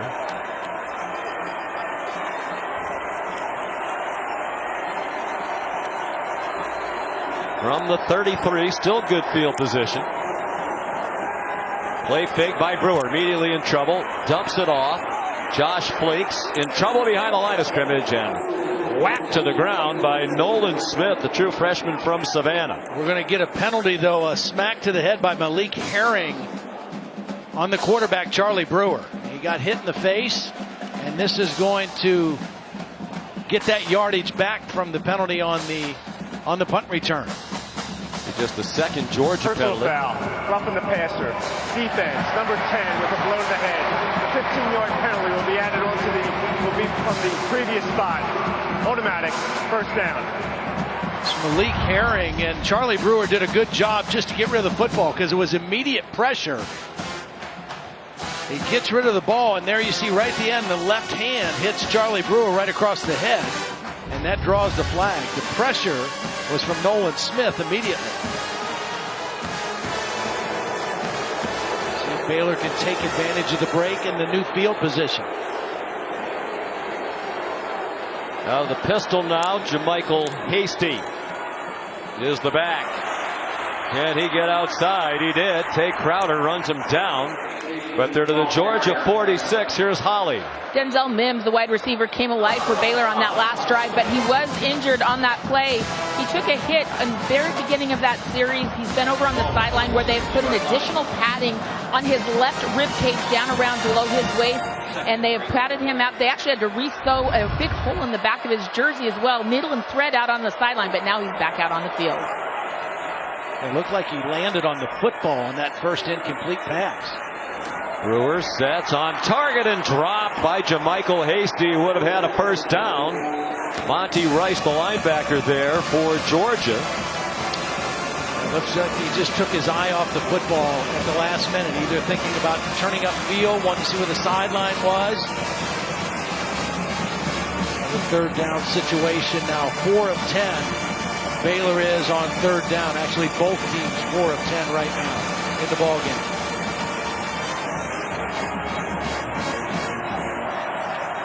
Interesting formation here. The tight bunch to the right of Brewer. He brings Hasty back to his left hip. He'll try to get Mims singled up on the near sideline. He was. Brewer has a pocket, has a receiver, nice has throw. a first down or does he? The Georgia defender saying it's an incomplete pass, and it is. Christoph Henley was the intended receiver, guarded by Mark Webb, and it's a good throw. You see Henley, a bigger target, working against a smaller Webb, but the ball gets ripped out. And that's just good physical, tough play by Mark Webb to get that football out. But there's a long way to go in this game. I think Matt Rule, though, feels like we have momentum right now. Let's go for this on 4th down and 4. You like the decision if they do it? I don't like it right now. No. I don't. I think your defense, you put your defense in a real bind here if you don't convert. Had 2 chances to convert, 2 drop passes, and now Matt Rule wants a little more time to think about it. The play clock was almost done as well. Baylor, the first of the half. 10:07 to go. The action heating up here in New Orleans. The Sugar Bowl, brought to you by AT&T and Chick-fil-A. It's the little things that make game day worth celebrating. We mentioned the long, colorful history of the Sugar Bowl. First Sugar Bowl back in 1935. Tulane was undefeated. They defeated Temple, coached by Pop Warner. And then the first game inside this building in the Superdome, 1975, Alabama, number 3, defeated Penn State, number 7, 13-6. This is number 5, Georgia, number 7, Baylor. The action heating up. It was 19-0 Georgia at the half, but Baylor has scored, and Matt Rule leaves the offense on the field to go for it on 4th down and 4 from the Georgia 46. This could actually be a quick kick also. Not ruling out that possibility either. Mims isolated on the bottom of the screen. On DJ Daniel. They are going to run the play. Brewer belted from behind by Azeez Ojulari. They got the ball. It wouldn't have mattered. They took over on downs, but Javon Walker wound up with it for the fired-up defensive coordinator, Dan Lanning. Ojulari just beat the left tackle, Connor Galvin. That was one-on-one. He's a speed rusher in a sprinter stance, and he just beats the left tackle to the quarterback. No help on the outside by the back. Charlie Brewer had no idea that pressure was coming. And Georgia takes over on the Baylor side of the 50-yard line. We talked about before. I don't like the decision. It's a defensive game. You expect it to be a defensive game. You're playing one of the field position. You know you're playing one of the best defenses in the country. There's a long way to go. And now you've given momentum perhaps back to Georgia. Here's Kenny McIntosh, the ball carrier. He gets 8 on first down for the Bulldogs. Huge play by Ojulari. Brother BJ played in Michigan. He kind of came alive in our game last year here. Had a nice game. Was hurt most of the season. Was able to play towards the end of the year and maybe had his finest game against Texas in the Sugar Bowl a year ago. Chris Miller down on the play for Baylor. Senior playing in his last game. 43rd career start. Grabbing at his right leg. Wild card weekend starts this weekend in the NFL, and it begins on ESPN and ABC Saturday at 4:35 Eastern Time. Josh Allen of the Buffalo Bills taking on Deshaun Watson of the Houston Texans from NRG Stadium. Coverage starts with postseason NFL countdown at 3 Eastern Time. The pregame and game both live on the ESPN app. You can watch anywhere. Texans lost at home in the wild card game last year to the Colts. And they're helping Chris Miller off the field. What a coaching job Sean McDermott has done with the Buffalo Bills and his staff. That's a team certainly on the rise, back in the playoffs again. And happy to see it. What a great fan base there. They love their Bills. Places. So loyal, so passionate. Good for them. So Miller's out. JT Woods is in, number 22, sophomore. Second and short. I mean, this is a good chance maybe to go play action and take another shot at Pickens if they get him isolated. It's McIntosh bouncing outside.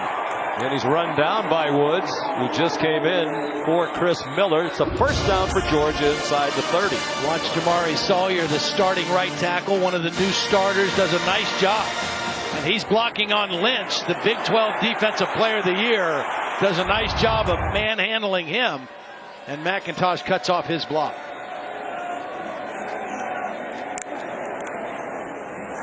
From off the play fake. Throws far sideline. Nice coverage by Jamison Houston on George Pickens. If you're just joining us, at 11 catches for 165 yards and a touchdown in the first half. That's the same kind of play and same kind of one-on-one situation they scored the touchdown on. It was a good throw, but that was excellent coverage by Houston. Able to knock that ball away.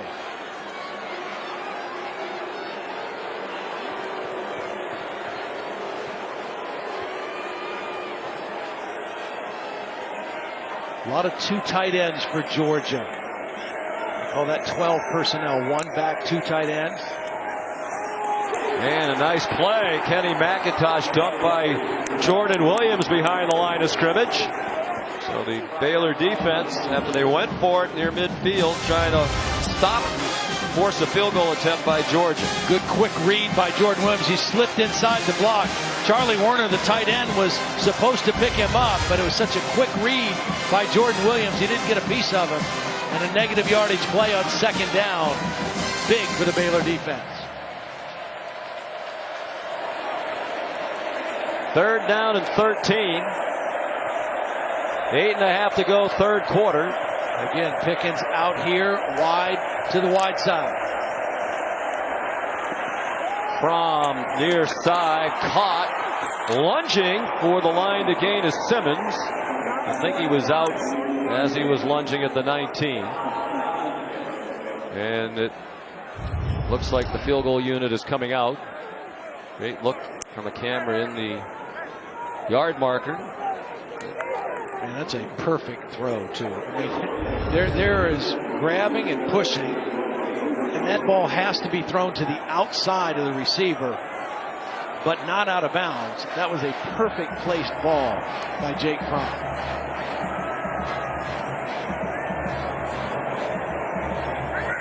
Blankenship, it's a fake. It's the holder, Jake Camarda, with a first down. And if he doesn't stumble, it might be a touchdown. Eli Wolf with the lead block. Eli Wolf is the protector on the other side. He becomes the lead blocker. It's perfectly executed. Easily gets the first down. And it could have been a touchdown. Jake Camarda, the punter and holder, delights the Georgia sideline. So the offense still out there. There's Zamir White, powers his way into the end zone for a touchdown.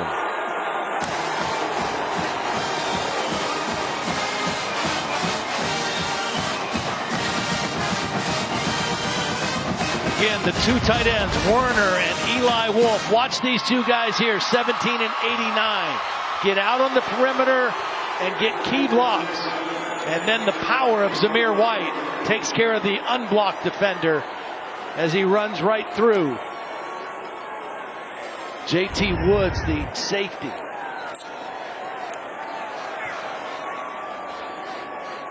Crowd chants his name in Athens. Zeus, his nickname.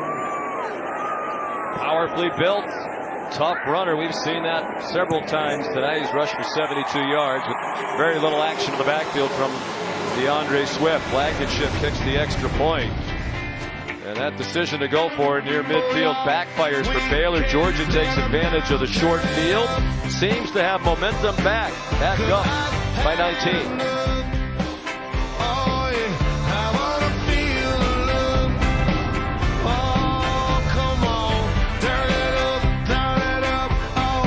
Georgia takes a 26-7 lead after the strong running from Zamir White. What a story of inspiration and overcoming adversity in his young life. Born into this world with a lot of different challenges, a cleft palate, cysts on his umbilical cord and kidneys that were not functioning. Doctors did not give him much of a chance. Spent over 3 months in the ICU for newborns. But here he is playing college football. He's overcome injuries to be out here on the field. What a story of inspiration for Zamir White and the Georgia Bulldogs. Yeah, he's last couple of years also had to overcome 2 ACL tears. One from the state playoffs, a senior in high school, one in fall camp at Georgia in 2018. Here's Josh Fleeks on the kickoff return. He's tripped up and winds up at the 25-yard line. Here's another look at the touchdown. Just kind of the sweet play that's been effective. Good blocking on the edge by the tight end. Zamir White powers it in. A new offensive line coach, Matt Luke, former head coach at Ole Miss, loves it and is fired up. And one of the things Kirby told us is he's so energetic, and he's a guy who cheers not only for the offensive line, cheers for the defense, everybody. Brought a lot of energy and passion to practice. Yeah, it's a great addition. We wish Sam Pittman well as the head coach at Arkansas, but his replacement, Matt Luke, will certainly do a great job for Georgia, both with the line and in recruiting. Jermichael Hasty straight ahead. Monty Rice and Devontae Wyatt made the tackle. 7 minutes to go, third quarter. Can Baylor find a way to get a spark again? They had it briefly, getting stopped on 4th down on the play by Azeez Ojulari. Seemed to, at least for the moment, take the wind out of the sails of the Bears. Brewer sidesteps the rush. He's on target. Out across the 45 goes Tyquan Thornton with a first down. Tell you what, Charlie Brewer doesn't have very long to throw the football. Georgia coming after him, steps up in the pocket, eludes the pressure, and delivers a strike for the first down. No questioning his toughness. Brewer just threw it away. Charlie Brewer's from a football family. No strangers to bowl games. All the way back to his grandfather.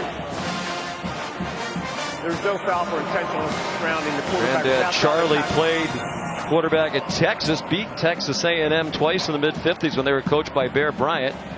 And Charlie's dad, Robert, played quarterback at Texas. He was the MVP of the '82 Cotton Bowl when the Longhorns beat Bear Bryant then at Alabama.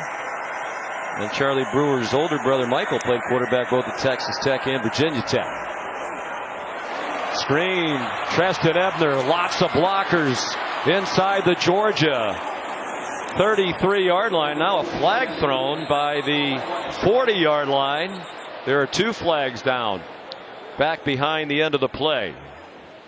Well, that was really well set up and executed on the screen, and it's really because of the patience of Charlie Brewer. He sold pass and showed pass for as long as he could, and then slipped it to Ebner on the screen. By that time, you've got linemen downfield getting into blocks, and it'll be interesting to see what this call is. That was an excellent play, call, and design for Baylor. And these are all-star crews. This group out of the Big Ten. Jerry McGinn doesn't work with most of the officials on this crew during the year, and perhaps in times like this, the communication's a little new and different. Seems like they have it sorted out. Well, maybe not.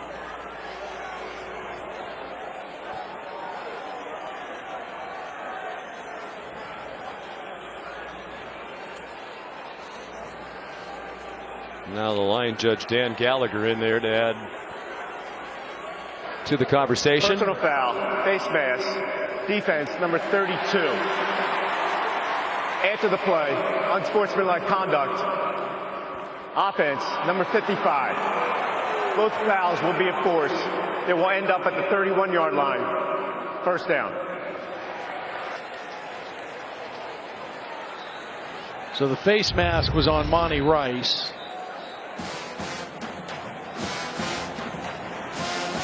Which you can see it's not on the ball carrier. It's on Denzel Mims right there. That's the face mask penalty on Monty Rice. That was 55's first unsportsmanlike conduct foul of the game. There's Xavier Newman blocking outside the 50-yard line. It'll be late in the play. Well, it must be because he's way behind the play. Here it comes. In the back of Lewis Seen. Matt Austin nodding at us here in the booth, and he thinks that was the correct call. Basically, the ball winds up where the play ended. Exactly. Said they both get enforced, or they'd either get enforced. Yeah. They just the only difference is for Newman Johnson, it's if he gets another one of those unsportsmanlike, he's out of the football game. Big hole outside for Ebner again. Missed tackle. He absorbs the hit and gets bounced out of bounds by DJ Daniel. It was Lewis Seen who missed the tackle closer to the line of scrimmage, and Baylor's on the move again with a 17-yard run. Nice job by the left tackle. Connor Galvin turning his man out, and Monty Rice, who usually takes the right angle, he stepped inside and got blocked by the center, was not able to scrape over to make the tackle. You don't see that mistake made by Monty Rice too often, but that enabled that to be a big run. 5.5 to go, third quarter. Single coverage and a flag down. Mark Webb was tangled up with Chris Platt, the intended receiver, in the end zone. Yeah, Charlie Brewer did a nice job of giving his receiver a chance. Now I'll tell you what, here's what's happening in the second half, different than the first half. Georgia always puts their hands on you, their defense. They always push and grab. Pass interference. Defense, number 23. The foul occurred in the end zone. By rule, the ball will be placed at the 2-yard line. Automatic. First down. The difference in the second half is Baylor is fighting back. They're pushing and grabbing too. Now, there's the hold with the left arm. You could have, it could have gone either way, right?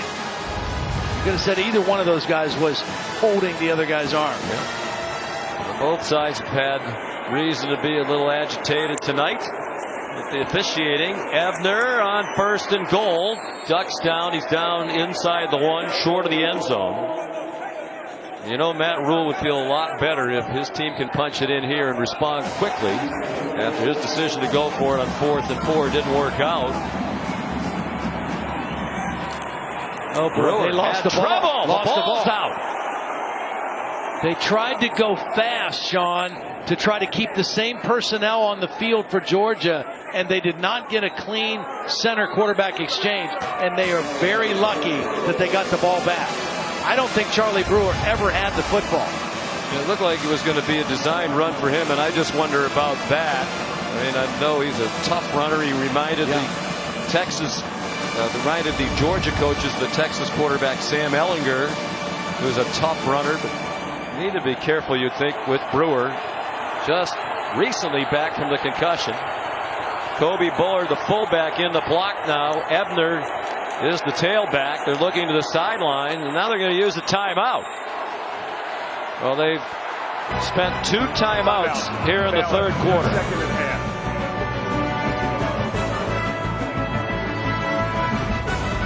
Stream your favorite sports, stories, and series with ESPN Plus, Disney Plus, and Hulu. Get all 3 for just $12.99 a month.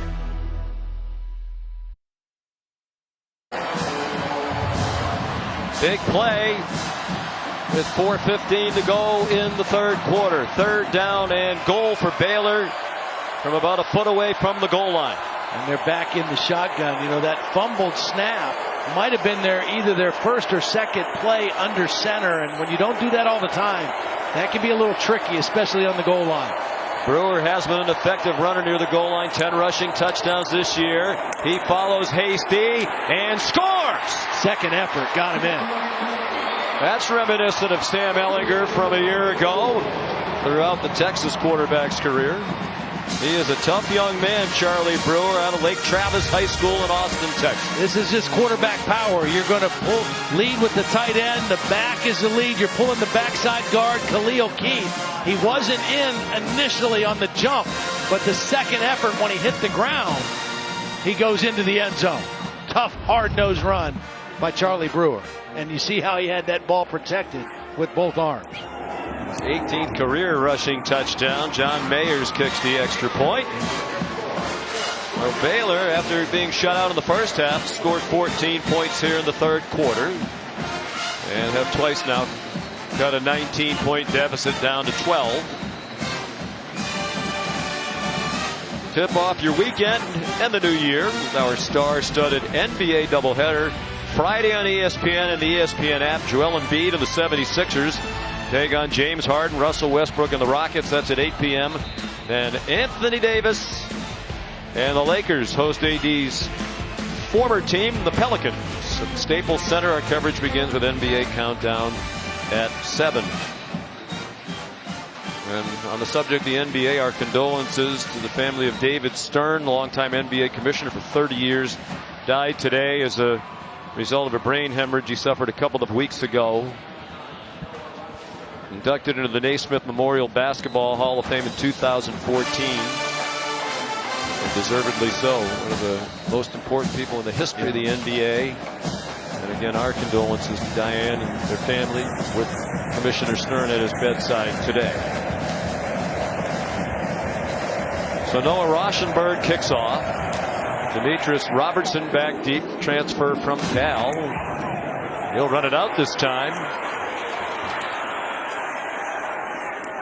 And he nearly reached the 25-yard line. Mark Milton made the tackle. So Jake Fromm, in what might be his last game at Georgia's, had a good night. 16 for 23 for 207 and 2 touchdowns. Be interesting to see what his decision is. He said he hasn't really thought about it at all. Focused on this game. That's for after the game. But it'll be interesting. Stishmore loves college football. Yep. And you just wonder, if he thinks it doesn't look like his stock dipped much this year, because Tom McShay still has him as the 4th-ranked quarterback and maybe a first-round pick. Yeah, I think if he feels pretty confident that he's going to be a first-round pick, that's going to weigh pretty heavily on his decision. Pressured immediately, and for one of the few times tonight, James Lockhart was there first, and down goes Fromm with help from James Lynch back at the 20-yard line. Here's Lockhart right here. Watch the outside set by Cade Mays. He gets too wide on his set, and Lockhart goes right inside him immediately, and then Lynch is working on a tight end, Eli Wolf. That's a mismatch for Lynch, but it was poor footwork by Cade Mays that let Lockhart in to start the play. First sack of the night for Baylor. That's their school record 44th of the season. Georgia doesn't give up many. Fromm in trouble again. Bravion Roy leading the way that time for the Baylor Bears. Georgia tried to throw quick. They thought they got a free access throw to Pickens. He showed like he was coming off, but it was tighter coverage. Fromm didn't like what he had there. He wanted to throw to Pickens right now. Didn't like it. And by that time, nothing there in Bravion Roy. Baylor that goes as a sack, even though Fromm started to run. So no sacks all night long, than 2 in as many plays. Third down and 17 with 2:45 to go in the third. They've run a lot of draws when they've had third and extra long so far against this Baylor defense. They send Kenny McIntosh out. Here's Matt Landers. And he gets stood up and driven down by Henry Black and Jordan Williams. And the Bears fans fired up as Baylor plays in its second Sugar Bowl. First one way back in 1957. This is one of the big games in Baylor history. Trying to win 12 games in a season for the first time. Here's Jake Camarda on the punt. Braylon Arnold standing back at the Baylor 37-yard line. Big time. Yeah, another good kick. He's had a good night, including the run on the fake field goal for a first down. Long and not returnable along the far sideline. Officials going to mark it appears at the 35. There is a flag down. Sideline warning on Georgia. They're first of the game. There's no yardage to set. First down. Well, guys, something to keep your eye on here in the late going in this game is the fatigue factor on this Georgia defense. Remember, they're without a substantial amount of guys, and they usually rotate people. They're used to doing that, but guys who are in there playing are being asked to play more plays than they normally would. Kirby Smart said they even did more conditioning in the practices leading up to this bowl game to be ready for this moment. But keep your eye on that Georgia defense. They look like they're getting a little bit tired. He thought they were a little fatigued in the first half. Thought Baylor was as well, but the longer this game goes on, the way they like to sub, the more Georgia blitzes. They have a good call against it. Treston Ebner out to the 44. We'll mark him at the 43-yard line, a gain of 8. Mark Webb and Richard LeCount made the tackle. With some really nice adjustments offensively for Baylor. They had 97 yards in the first half of offense. Didn't look like they could amount anything. No explosive plays. Jeff Nixon calling the plays, and that time Monty Rice says enough of that. He drops Jamichael Hasty back inside the 40. Perfectly timed his pressure. He's right here. He doesn't show blitz until the last minute. Comes right through that gap, and the quickness gets right to Hasty. Unblocked. Made it relatively easy for the junior out of Huntsville, Alabama. Second team all-conference this year. There's third down, nearly 6. Mims in the boundary right here.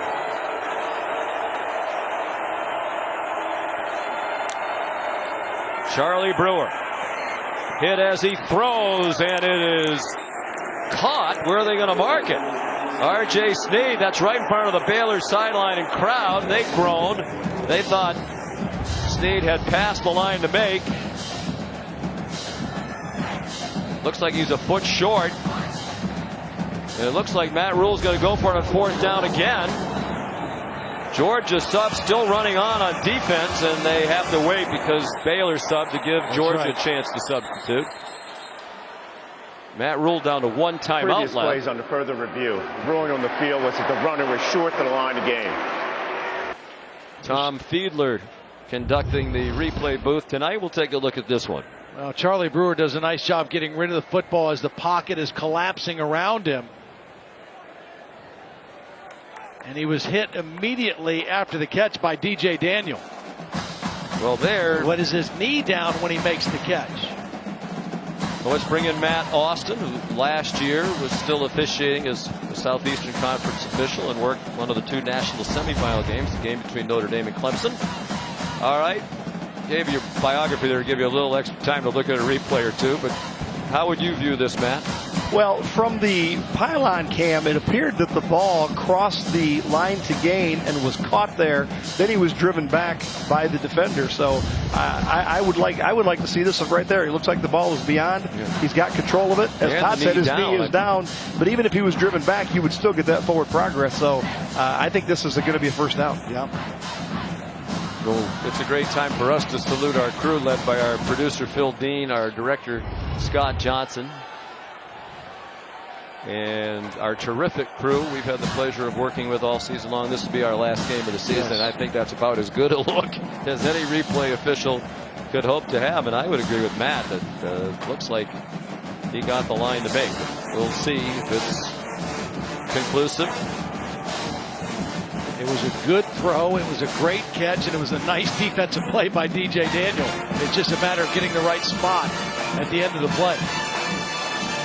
Final seconds of the third quarter. Wasn't much engagement from the crowd in the first half. Georgia had its way. Crowd of just more than 55,000 here tonight. That's about 17,000 under capacity. And to further review, the receiver did make the line to gain past the 45-yard line. It'll be first down. Clock operator, please reset the game clock to 42 seconds. 4-2. Thank you.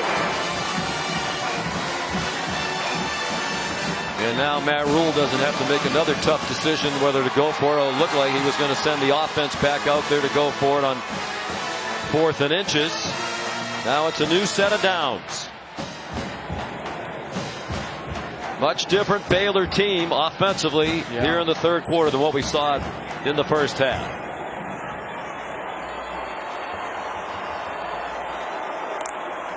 Here comes another Georgia blitz.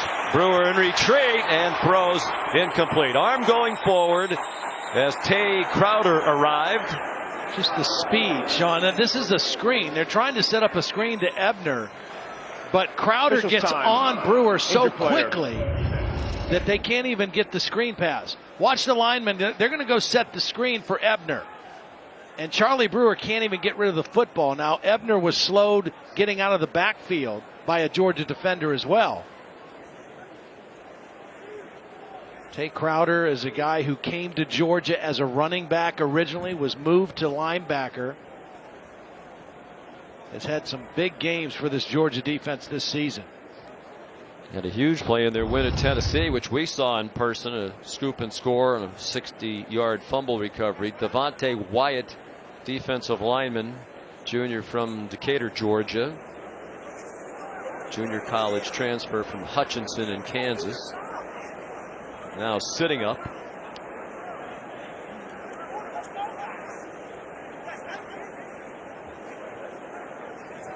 He was expected to see more playing time tonight. In the absence of Tyler Clark, one of the Georgia players not here. For as good as this defense is, second in the country in scoring defense, which really is the most important stat. Right. One player on the first team All-SEC team on the defense, J.R. Reed, who's not here tonight, and one on the second team from the coaches. And to me, they're the best position to judge, and that was Tyler Clark. So it really is a team defense. It's a team, and I think it's been a brilliant job coaching by Dan Lanning and the defensive coaches of giving roles to many different players. He said everybody that's in our defensive room, they're convinced and they believe they have a role that's important to the defense. That's why you see so many different combinations of guys on different down and distances, and they all have roles that have been given to them to make the defense what it is. In fact, Reed was probably the only player that stayed on the field all the time. Cale Carter, number 76, has come in. He's a senior.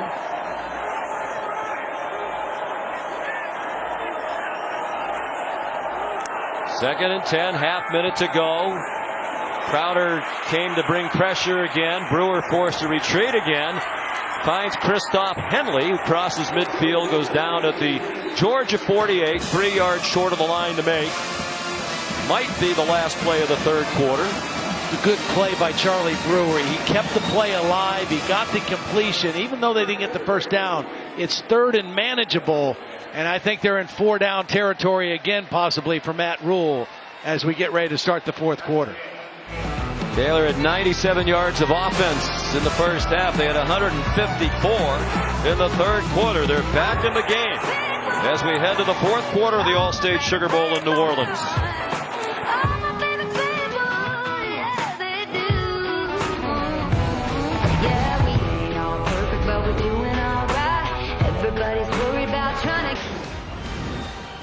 Time for tonight's All-State Mayhem moment. Todd, I haven't seen this before. Right at the end of the quarter, the Baylor team came over to talk to the coaches a minute. I don't know if Matt Rule sent them down there, but they went down to the student section, almost as if they were imploring them to create a little mayhem, and came to the near sideline where there are more Baylor fans behind their bench. And Georgia said, okay, you can do that. We're going to put on a little light show between the third and fourth quarter. Great atmosphere. It's not a sellout crowd, but they're fully engaged now, and they're watching what's turned out to be an entertaining game. Here's 3rd and 3 for Baylor. First play of the fourth quarter, twice down by 19. Trailing now 26-14. They're at the Georgia 48. Perhaps in 4-down territory. Charlie Brewer's pass batted up in the air and incomplete. They continue to bring rushers from deep at Brewer. For the most part, it's been effective. Malik Herring batted it out of the air. Yeah, he was looking for Christoph Henley, his tight end, in the middle of the field. And Malik Herring gets that left hand on the football and knocks it away. And this time, rather than go for it on 4th down and 3, Matt Rule's deciding to punt and try to play field position. Or do you have a fake punt? You could. In your arsenal. We saw Georgia execute a fake field goal effectively. Georgia looks like they're in a safe position. Both punters have been very good tonight. Isaac Power. It's batted down at the 1-yard line. Perfect. Mark Milton with excellent work. And a perfect punt by Isaac Power. It just matters where the ball is. Milton, the first guy, gets there, knocks it back. It hasn't crossed. Excellent work. Milton was the first guy. J.T. Woods the second guy to knock it out. They can't do it any better. Now you count on this rugged Baylor defense that's been kind of the strength of your team all season to get a 3-and-out deep in Georgia territory. Big special teams played by Baylor. As we said, they make a lot of them. Very well coached on special teams by Mike Saravo, who's been with Matt Rule back to Temple. When they turned the Temple program around, they've done the same thing here at Baylor in 3 years. Don't be surprised to see a deep play action shot on 1st down. And it is a play fake from almost from the back line of the end zone. A little too long for George Pickens. You know, most people think when you're that far back, you got to just get the ball out. You run the football. A lot of times it's good to take a shot like that on 1st down. Well, again, I think one of the big stories of the night, the fine offensive line play by Georgia tonight without their 2 starting tackles. Both of them are getting ready for the NFL. This line patched together by Kirby Smart. The new offensive line coach, Matt Luke's, done very well against one of the best sack teams in the country. The Big 12 Defensive Player of the Year up there is number 93, James Lynch. Zamir White within 3 of a 1st down, wrestled down by Chris Miller back in the game after he left for a while earlier. Here's another critical play. 3rd down. Georgia's not converted on its last 4 3rd downs. Tell you what, Zamir White is running with some physicality. I mean, he is breaking tackles. That time he broke an arm tackle of defensive end James Lockhart. Wouldn't be surprised if it's an inside handoff to him again. Everybody on the Georgia defense standing up. Fromm looking to the sideline. So unusual to see 3 defensive linemen all in a 2-point stance on a 3rd down play. Fromm out of the end zone. Far sideline wide open. Tyler Simmons. Big play for Georgia. Out across the 30-yard line. Yeah, not exactly sure what the coverage. There was double coverage on George Pickens on the short side. but a little bit of a miscommunication on the wide side of the field in terms of who was going to cover the deep third. The corner went deep. There was no underneath defender, and an easy throw and catch and a read by Jake Fromm. And when you're rushing 3 and dropping 8, it shouldn't be been as wide open as he was. Simmons goes in motion. Giving it to him a couple of times. Now Zamir White powers ahead. Rel Bernard made the tackle for Baylor. And DeAndre Swift comes in. And we've only seen him run it inside one time. They had him in to run the flea flicker. They had him in to throw down by the goal line. Give him credit. In this day and age, a lot of players, especially with a bright NFL future, wouldn't have played in this bowl game. Looked like James Lynch was offside. Yeah, and he made contact. Offside. That's why they stopped the play. Defense. Number 93 with contact. 5-yard penalty. Second down. Well, this Georgia offensive line's done a nice job holding him in check. Big 12 Defensive Player of the Year, unanimous first-team All-Conference. One of the 5 finalists for the Ted Hendricks Award as the top defensive end of the country. That was won by Chase Young of Ohio State. First-team All-American. And we haven't called his name very much tonight. Second down and 2. Zamir White. Nice hold. Good run. First down. 45-yard line.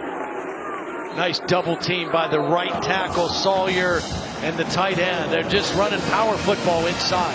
They've got nice yardage on the sweep type plays. And right now at this point in the game in the fourth quarter, they want to try to keep powering it inside with Zamir White. Mostly all 2 tight end formations for Georgia here in this ball game. Mari Salyer getting just his second start of the season at right tackle for Isaiah Wilson, who had started 24 games in his career. Opted not to play tonight. Drop pass. Zamir White open in the flat. It'll be 2nd and 10 with 12 minutes to go. Georgia has led throughout, leads 26-14. Those are the plays where you really miss DeAndre Swift. I mean, he's such a great receiver out of the backfield. The coverage went with George Pickens, and you can see DeAndre saying, dude, you make that, you got a lot of room to run. Swift has 24 catches on the year. He's their 4th leading receiver on the team. Kenny McIntosh, the running back now. From fake to him. Pickens, nifty moves after the catch. Wow, what and effort. lunges forward for what looks to be a first down.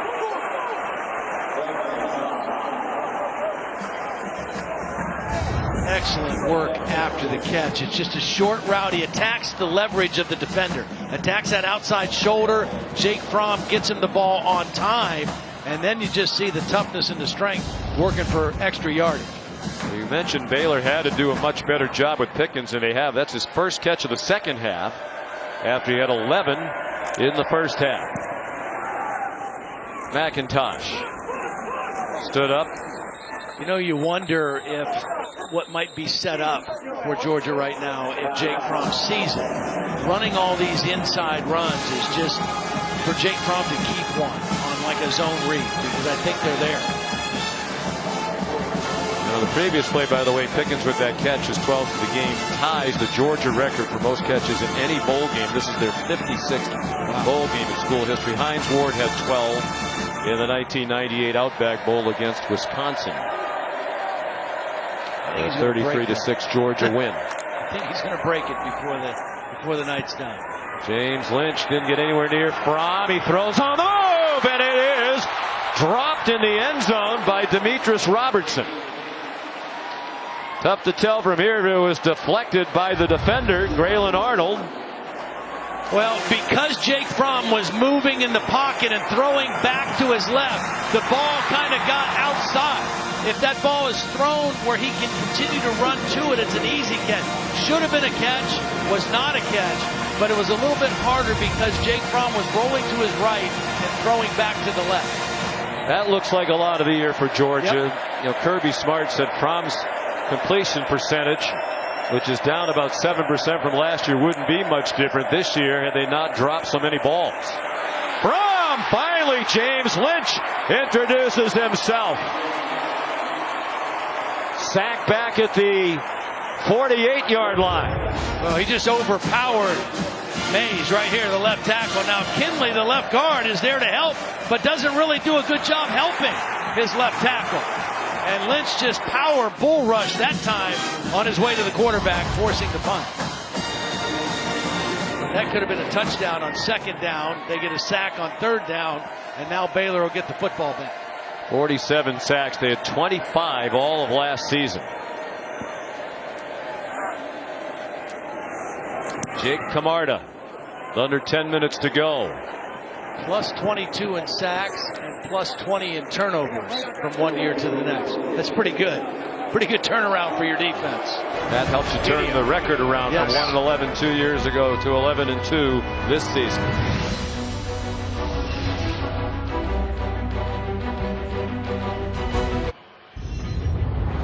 Monday, January 13th at 8 Eastern time on ESPN and the ESPN app, the College Football Playoff National Championship game presented by AT&T. And what a matchup right here at the Mercedes-Benz Superdome in New Orleans. Number 1 LSU, number 3 Clemson. Clemson's won 29 straight, LSU 15 in a row, led by the Heisman Trophy winning quarterback Joe Burrow, who was unbelievable in their semifinal win against Oklahoma. Baylor down by 12 after the play fake, deep throw. Charlie Brewer trying to hit Denzel Mims in stride. It was a little bit too long. Here's Holly. Well, guys, a very sweet gesture tonight here by the Sugar Bowl media relations folks. That empty seat was left in the press box for Carly McCord, the local sports reporter and host who covered the Saints and the Pelicans, who was tragically killed in a plane accident last week. You might remember that she is the daughter-in-law of LSU offensive coordinator Steve Ensminger. A beautiful gesture there with that lovely bouquet. We do have information her funeral service will be held on Saturday, January 4th in Baton Rouge. And in lieu of flowers, a scholarship fund is in her name at the Northwestern State University. All right, Holly, thanks. Very touching indeed. Charlie Brewer pulls it down, runs all the way for a first down. We also want to point out that a similar thing happened today at the Rose Bowl in honor of our friend and colleague Ed Ashoff, who also passed away at the age of 34. The Rose Bowl people left the empty seat in the press box for Ed, who would have been there covering that game. And our hearts continue to ache for both families, for all the victims of that plane crash and their loved ones. Justin Ebner wrestled down by Monty Rice. Short gain. And you go back to some, I don't want to call it mismanagement, but times in this half where Baylor's had to use a couple of timeouts that it was a little sloppy. Now they really wish they had them. Under 9 minutes to go. Oh boy. Oh, he's lucky to get away with that. Miscommunication with Denzel Mims, who was flying up the sideline. DJ Daniel got his hands on it, couldn't pick it off for Georgia. And Mims, he converted this to a go route. Daniel had eyes on the quarterback the whole time and very nearly picked that one off and would have had a lot of green grass in front of him had he caught it. Big play right here for Baylor. 3rd down and 7.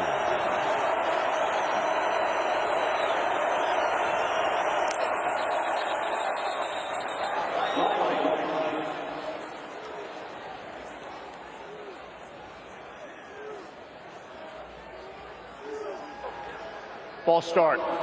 Offense, number 52. 5-yard penalty remains. 3rd down. So costly. I mean, you know, from 3rd and 7 to 3rd and 12. You have a 12 yards to gain. It means your quarterback typically has to hold on to the ball a little bit longer. Season high 90 penalty yards now. Previous high was 83 in mid-October against Texas Tech.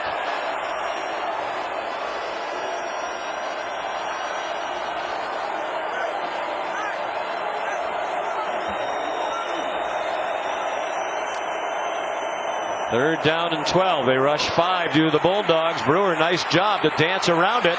He has a long way to run, and he's not going to get there. But a flag thrown along the near sideline. He definitely got hit in the white. I mean, Charlie Brewer was not going to pick up the first down. It was great pursuit. by Nolan Smith and Trayvon Walker, a pair of freshmen, highly regarded freshmen. And Walker really put a lick on Charlie Brewer, who is still down on the field. Remember, Charlie Brewer, wait for the call. Enter the play. Personal foul, late hit on the defense. Number 44, 15-yard penalty, be added on the end of the run. Automatic. First down. And remember, Charlie Brewer came out of the Big 12 championship game with a head injury. 2 weeks before that, he got hit in the head against Texas also. Here's the end of the play. Does a nice job to get outside the pocket. He's not going to get the first down. And there's the hit. It draws the penalty on Trayvon Walker. And again, it's the back of his head hitting the turf that may be the issue for Charlie Brewer at the end of that play. And Matt Rule was asked after the game about Brewer going back into that Big 12 title game for a few plays. He said, I'm at field level. It happened on the other side. I didn't see that he was wobbly getting up. Other people, their spotters in the press box, were supposed to tell us that sort of thing. He said, I would never jeopardize the health of one of our players. There's been times I took players out of the game because I didn't like the way they were talking to me on the sideline, had them checked out. So he felt bad that Brewer went back into that game. It was Mike DeFee who finally said, you need to go out for more testing. But the number Matt Rule said to us the other day is 3. Yeah. 3 concussions for Brewer. As I said earlier, we asked Charlie the other day, are you concerned? He said no. I'd be concerned. Yeah. Well, and I bet his mom and dad are concerned. Gary Bohannon is warming up. And will be coming into the game almost certainly when we come back. The All-State Sugar Bowl, brought to you by Allstate, reminding you that football season is mayhem. Taco Bell's $1 double stack tacos and Capital One. What's in your wallet? Very quiet right now inside the Mercedes-Benz Superdome. You see the Baylor players on their knees in prayer as they're still tending to Charlie Brewer on the near sideline. As you can see, he is sitting up. Holly Rose says he's been moving. He has been communicating. And he told us after the concussion against Oklahoma December 7th, he spent about a week in a dark room. And he doesn't remember much about it. And I'm fearful, Todd, that he's going to have the same experience here. You see kind of the dazed look as he was looking around the building. They're taking each step very slowly and very carefully, and as they should right now, before they got him off the ground, before they move him.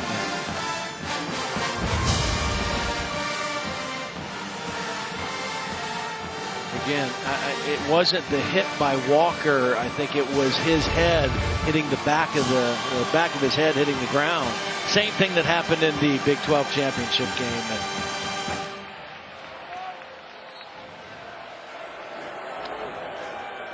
So we have Gary Bohannon, who was the second quarterback who came in that Big 12 championship game as well.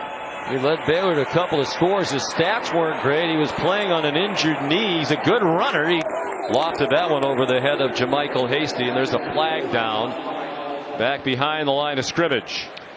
When we saw Bohannon in the Big 12 championship game, he had a little bit of a knee injury. Offense, number 76.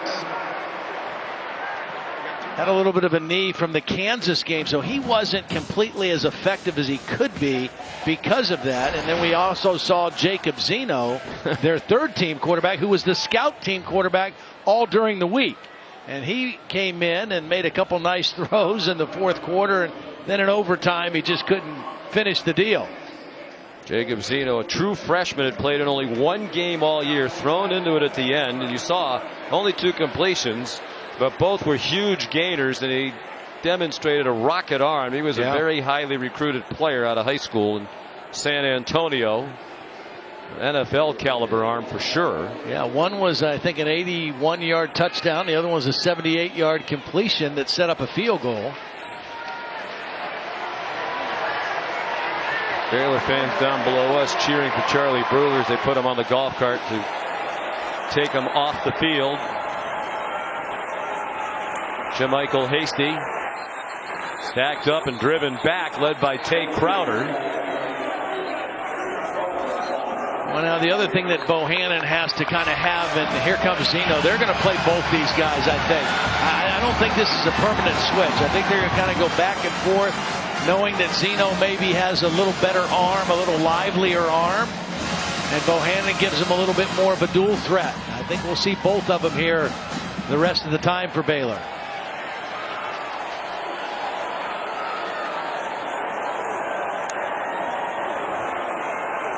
Zeno on target. R.J. Sneed didn't quite get to the line to make, about a yard short into Georgia territory, just inside the 48. Stopped by Lewis Seen. 3rd and 1, almost certainly 4-down territory.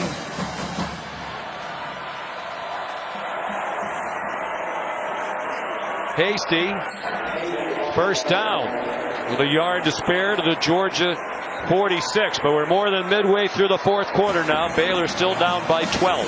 And whoever is in at quarterback, there has to be a little bit of a speed up on the clock internally, because you've got to score twice. 6'1", 204, freshman out of San Antonio, Texas, John Jay High School, Jacob Zeno. Hasty in trouble and swung down by Malik Herring for a loss of 3. Still trying to run the football. Herring is going to make a quick inside move, beats the left guard, Khalil Keith. Again, the quickness of this Georgia D. Their defensive linemen, all very athletic, all very quick, and they rotate him to try to keep him as fresh as possible. But I bet this is the most snaps Herring's played in a game in quite a while. Still stuffing the run, as the Bulldogs have all year long. Zeno tucked it down, didn't get back to the line of scrimmage. Herring there again with Devontae Wyatt. Excellent coverage downfield. It was only a 3-man route. Only 3 guys released into the route for Baylor. They were all blanketed downfield with a free safety helping over the top. Nowhere to go with the football for Zeno. Right now he's got to think part of the yardage back. Doesn't have to get it all back on this one throw. The biggest thing, you just can't hold the football long, because your O-line has had their issues blocking this Georgia front when it comes to pass rush. Zeno playing in just his 3rd game of the year. They've been the last 3 games played by Baylor. Checks it down. JaMychal Hasty slips down. Gained about a yard and a half. 4th down, I would think, across midfield. Under 5.5 minutes to go. You have to go for it. Yeah, because not only do you need 2 scores, you need 2 touchdowns. I mean, it's not a touchdown and a field goal to tie the football game or take the lead.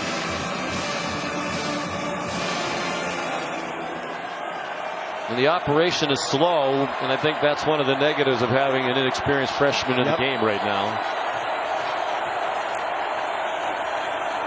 They rush 5. Zeno! Down he goes, back behind midfield. They blitzed Nolan Smith, and they've timed up some blitzes very well tonight. Dan Lanning, Kirby Smart, and the Georgia Bulldog defenders executing as Georgia takes over on downs. Yeah, they had a couple blitzes. They're going to bring Nolan Smith. They're also going to bring a guy off the slot. They're very creative. They're very exotic on 3rd down. And they get to the quarterback, Zeno, for another sack.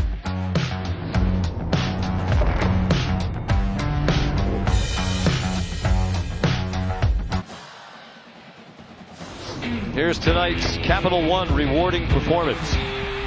Well, it's George Pickens, and they found the coverage they want. 0 coverage, single man-to-man. This was in the first half.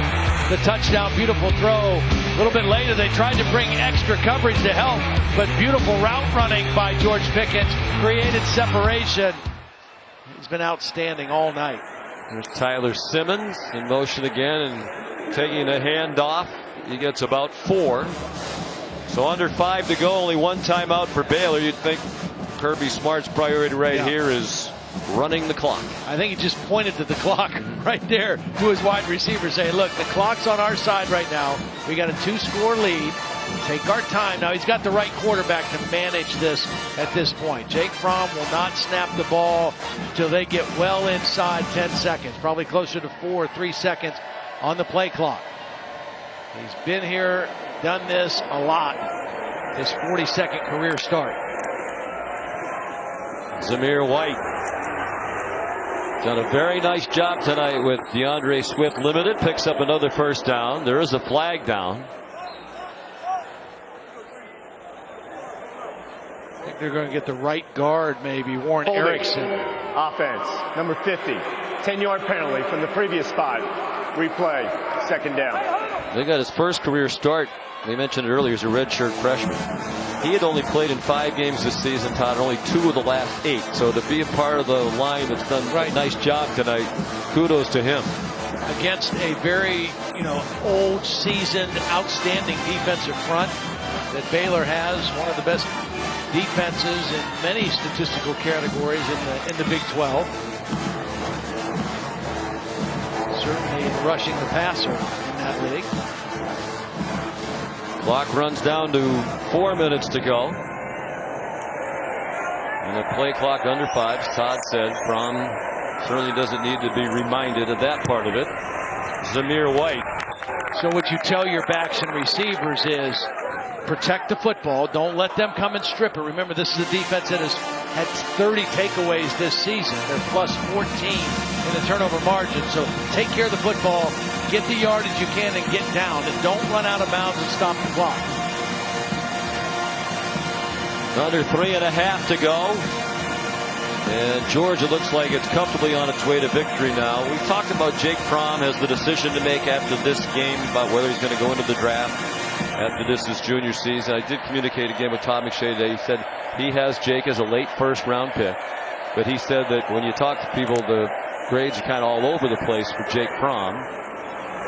Sets up a screen to Kenny McIntosh. He loves college football. The coaches told us he's not really a fan of NFL football. He watches college football. When they say, hey, did you see the throw Aaron Rodgers made the other day? He said, no, I didn't see it. He really watches it.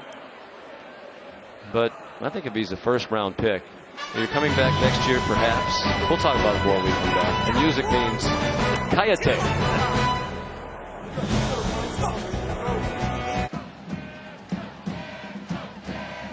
Jake Fromm, despite the accuracy problems, and of course that's a collective thing, recently still #1 in career completion percentage at Georgia. He's gone over 8,000 yards for his career tonight, 78 touchdown passes. Only Aaron Murray has thrown more. That's going to be a hard record to break, 121 thrown by Murray.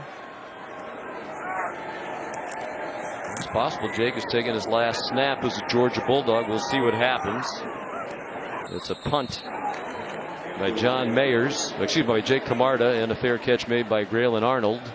But if I'm Jake Fromm, and maybe he just loves college football, loves Georgia, why wouldn't you? It's a great place to go to school. It's a great program. They have terrific coaches. Maybe he wants one more year of college. But you're going to lose both your offensive tackles. DeAndre Swift's probably not coming back. They're bringing in some talented freshman wide receivers, but still, you wonder how good the receiver group's going to be next year.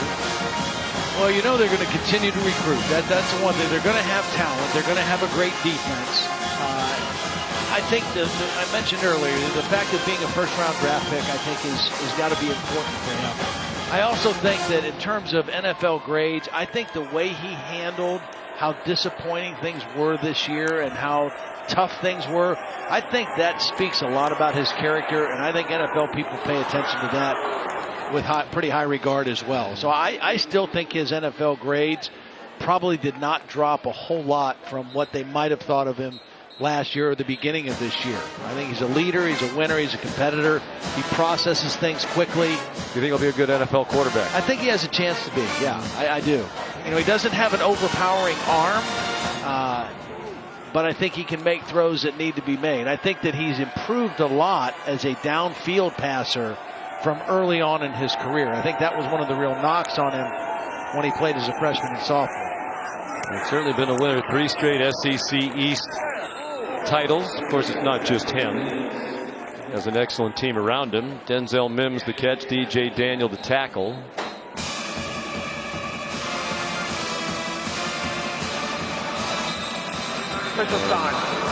Denzel Mims, the right arm issue.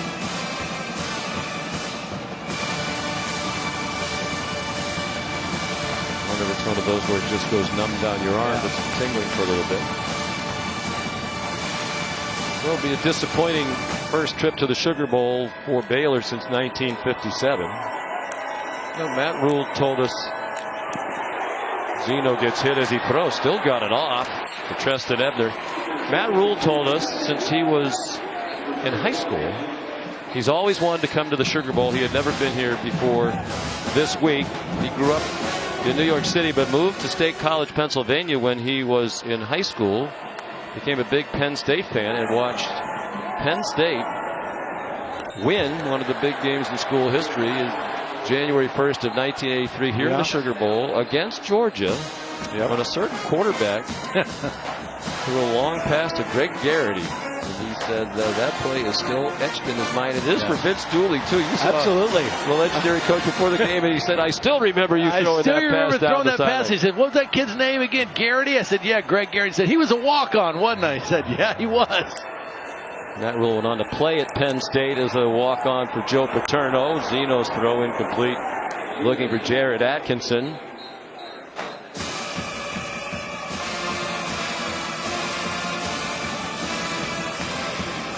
Third down and 10. You said, of course, your team won the national championship in that victory over Georgia. First-round pick, or an academic All-American. You won a lot of games. You said that Sugar Bowl, that was the highlight of your life, winning the national championship here. Professional life. Football. Playing and winning a championship and all the work you put into it. And of course, we'll have another national championship decided in this same building on January 13th. And it's the ultimate, for a college football player. It's the highest achievement as a team player that I ever was a part of, and very, very special. There's no foul for intentional grounding. The quarterback was outside the pocket. The pass crossed the line of scrimmage. Fourth down.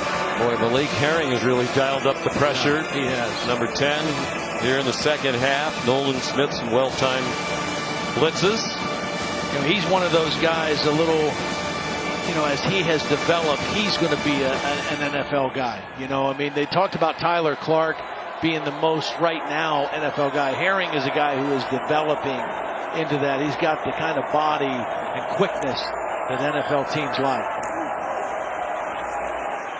Zeno on 4th and 10, intercepted. Picked off by Richard LeCounte, his second of the night. Kirby Smart's telling him get down. Everybody's saying get down. He said, I'm going to run over and see my peeps instead. Kirby Smart wanted to celebrate with him, and once he went leaping over the bench, LeCounte was kind of out of range for the coach.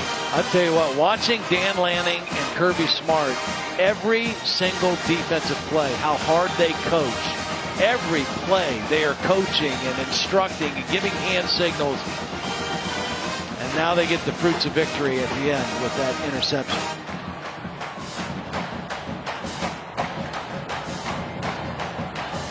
Kirby has to be thrilled. Again, everybody was embarrassed last year the way they played or did not play. And that doesn't take anything away from Texas. And Texas played a really nice ball game. But Georgia was an outstanding football team a year ago and did not come here ready to play. Tonight, they came here ready to play. With whatever guys they had, what other guys made the trip, these guys came ready to play, led by Jake Fromm, and it was an impressive performance. Well, because we've been around it, you understand it. Now, because of the history of Georgia, but also the recent history of Kirby there. 13 wins 2 years ago, 11 last year. That'll be 12 this year. It's almost as if you don't make the playoff and perhaps even win the national championship, it's not good enough for a lot of people. And obviously that's exceptionally hard to do. But this probably ensures them a top 4 finish in the final poll.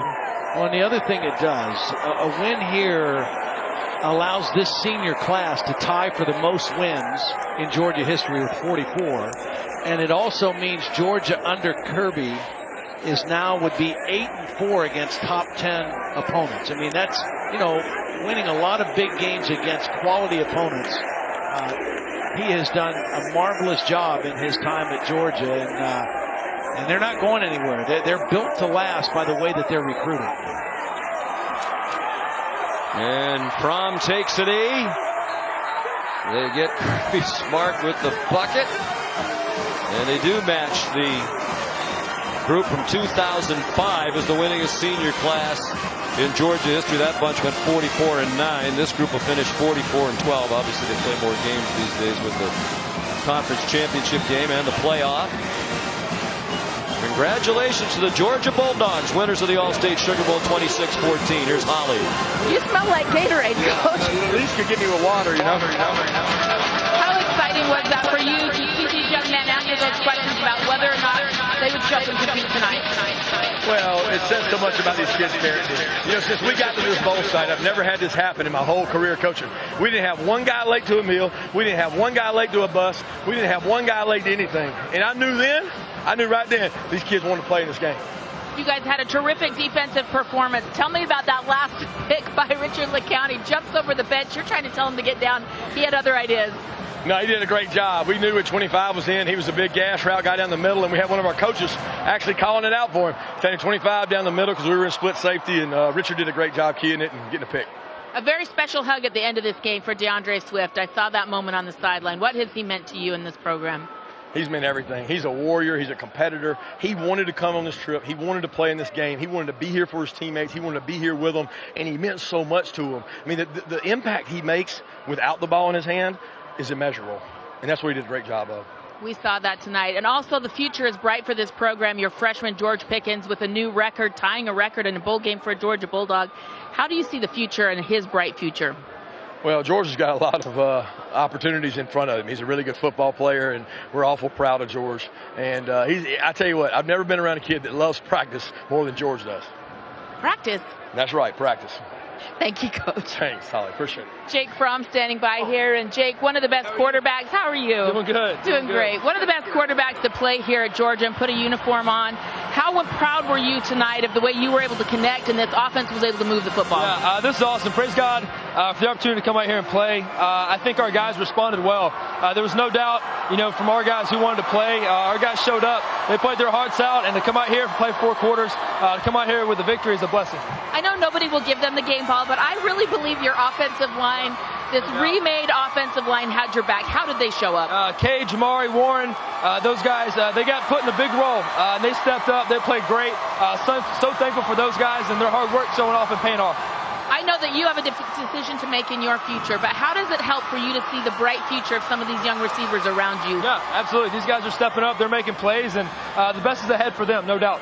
If this is your last game as a Georgia Bulldog, what do you want people to remember about Jake Fromm? Yeah, I want to represent Christ the best I can, and I hope I can reach and influence as many people as possible. I'm thankful to play here. This university is amazing, and to play here every single game, every single moment, it's been a blessing, and I'm so thankful to be able to play here. Thank you so much, Jake. Well, that is his final game, and it is there for Charlie Warner, the tight end, getting a pat on the top of the head from Kirby Smart. Class act, Jake Fromm. Oh, boy. Absolutely. Absolutely. You cheer for guys like that, Stay tuned for the Ford post game after the game.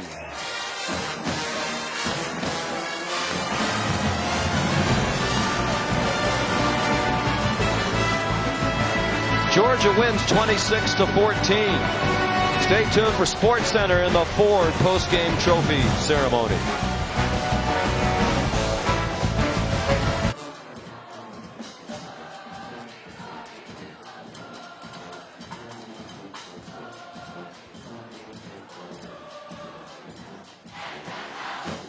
The Ford postgame is brought to you by the Ford F-150.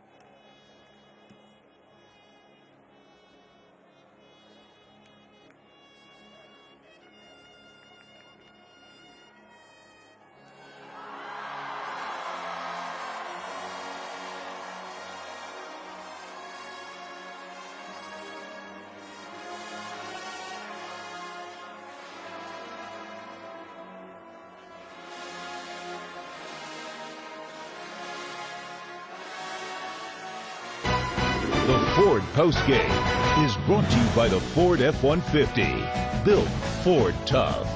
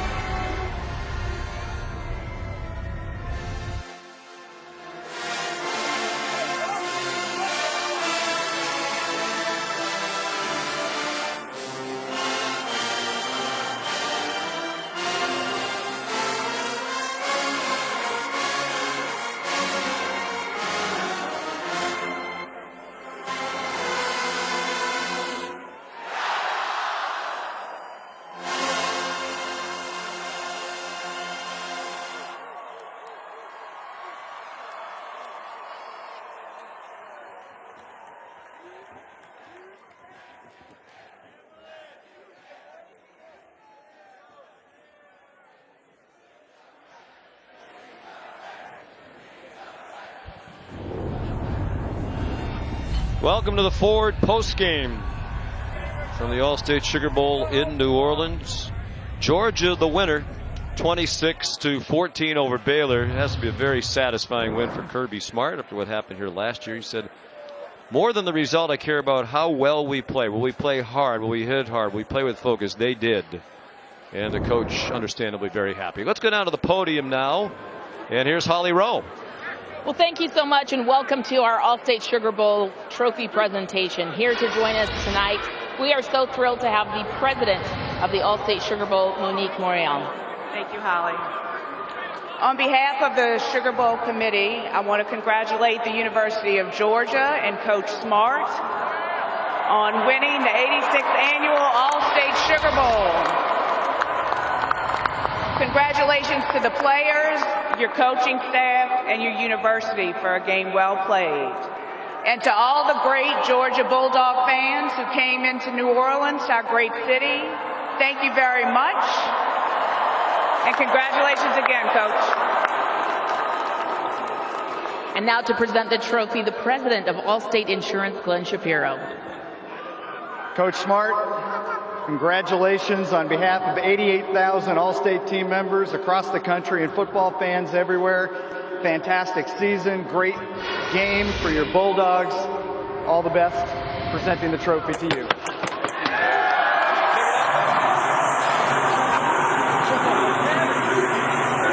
Oh, good job! That's real. That is heavy. Okay, they said it's too heavy to pick up, but Kirby Smart, you were able to pick it up. I'm so proud of you right now.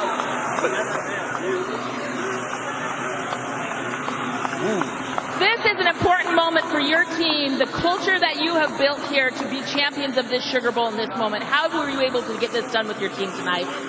Well, we got a great group of seniors. There's only like 5 or 6 of them here on the trip, and this group has been committed since the day we announced we were playing in this bowl game. They did a tremendous job. Every one of them helped lead our team. Our coaches and this staff, all the questions and all the stuff you got to answer, these kids never doubted for 1 second, and we love to coach these guys. I think they proved that they were ready for their opportunity. You preached all week that we're worried about the guys who are here. How did they rise up and snatch the opportunity at hand? And real simple. What do we do, guys? We out-hit and we out-hustle the opponent. And when you do that, the rest of it takes care of itself. Okay, now you guys have such great momentum moving into this offseason with such a young team, such a great recruiting class, number 4 in the country. How do you build on this momentum? Well, we continue to develop a culture of discipline and toughness. When you have that within your program, you've always got a chance. The leadership group on this team, and again, I can't say enough about, there's 5 or 6 seniors out there that really pushed this group to compete and play. And they did a great job bouncing back from last year's Sugar Bowl. A lot of guys have a final decision to make. One of those is Jake Fromm. If this is his final game for you, how do you describe the impact he's had on your team and your program? Oh, he's meant so much more than one game to this program. You can't define a guy like Fromm or Swift or any of these guys, Andrew Thomas and Isaiah Wilson, to one game. So what they have done for this program is incredible, and it'll be measured for a long time. Thank you so much, Kirby Smart. And now to present our most outstanding player, Mr. Kahn, the president of the executive committee for the All-State Sugar Bowl. And the winner is, with 12 catches, 175 yards, your most outstanding player is George Pickens.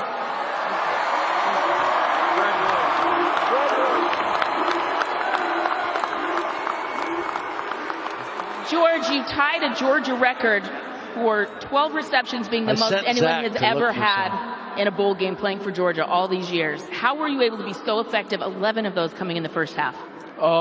First, I want to give credit to God, but my offensive line is amazing. My quarterback is amazing. I love this team, the defense. That's how I was able to get to what I was able to get to, because the defense and the offense stepped up big time. I know your offense has had criticism at times this year, including the wide receiving crew. How important was it for you guys to show up and show out tonight? I mean, it was very important. I mean, we come in as a team collective, so when the team does good, everybody does good. So we all come in together, and just credit to everybody out there. By the way, all these guys, if you put the camera on all these guys, I love them to death. Put the camera on all these guys. They're giving you a little hand signal. What is this they're doing? What is this that they're trying to say to you? That's like a motto we got in the locker room. Everybody know the ooh, ooh, ooh, ooh. Yeah. Okay, the future is bright for you guys. How do you grab this moment in time and this productivity and parlay it into next season? Just keep working. Chop wood. That's what they instilled in us from the beginning of the season. So we're just going to chop wood this next season and chop wood forever. You know his name now. A freshman, George Pickens, is your most outstanding player of the Sugar Bowl. Congratulations, Kirby Smart. Congratulations, University of Georgia. And thank you for everyone who came for our 2020 Sugar Bowl. It has been unbelievable. The All-State Sugar Bowl thanks you for coming. Congratulations. All right, Holly, thank you very much. Really a team win tonight, Todd, for Georgia. Yeah, absolutely. I mean, fun game to watch, fun game to see Jake Fromm have fun playing football again. We'll have more from New Orleans in a moment.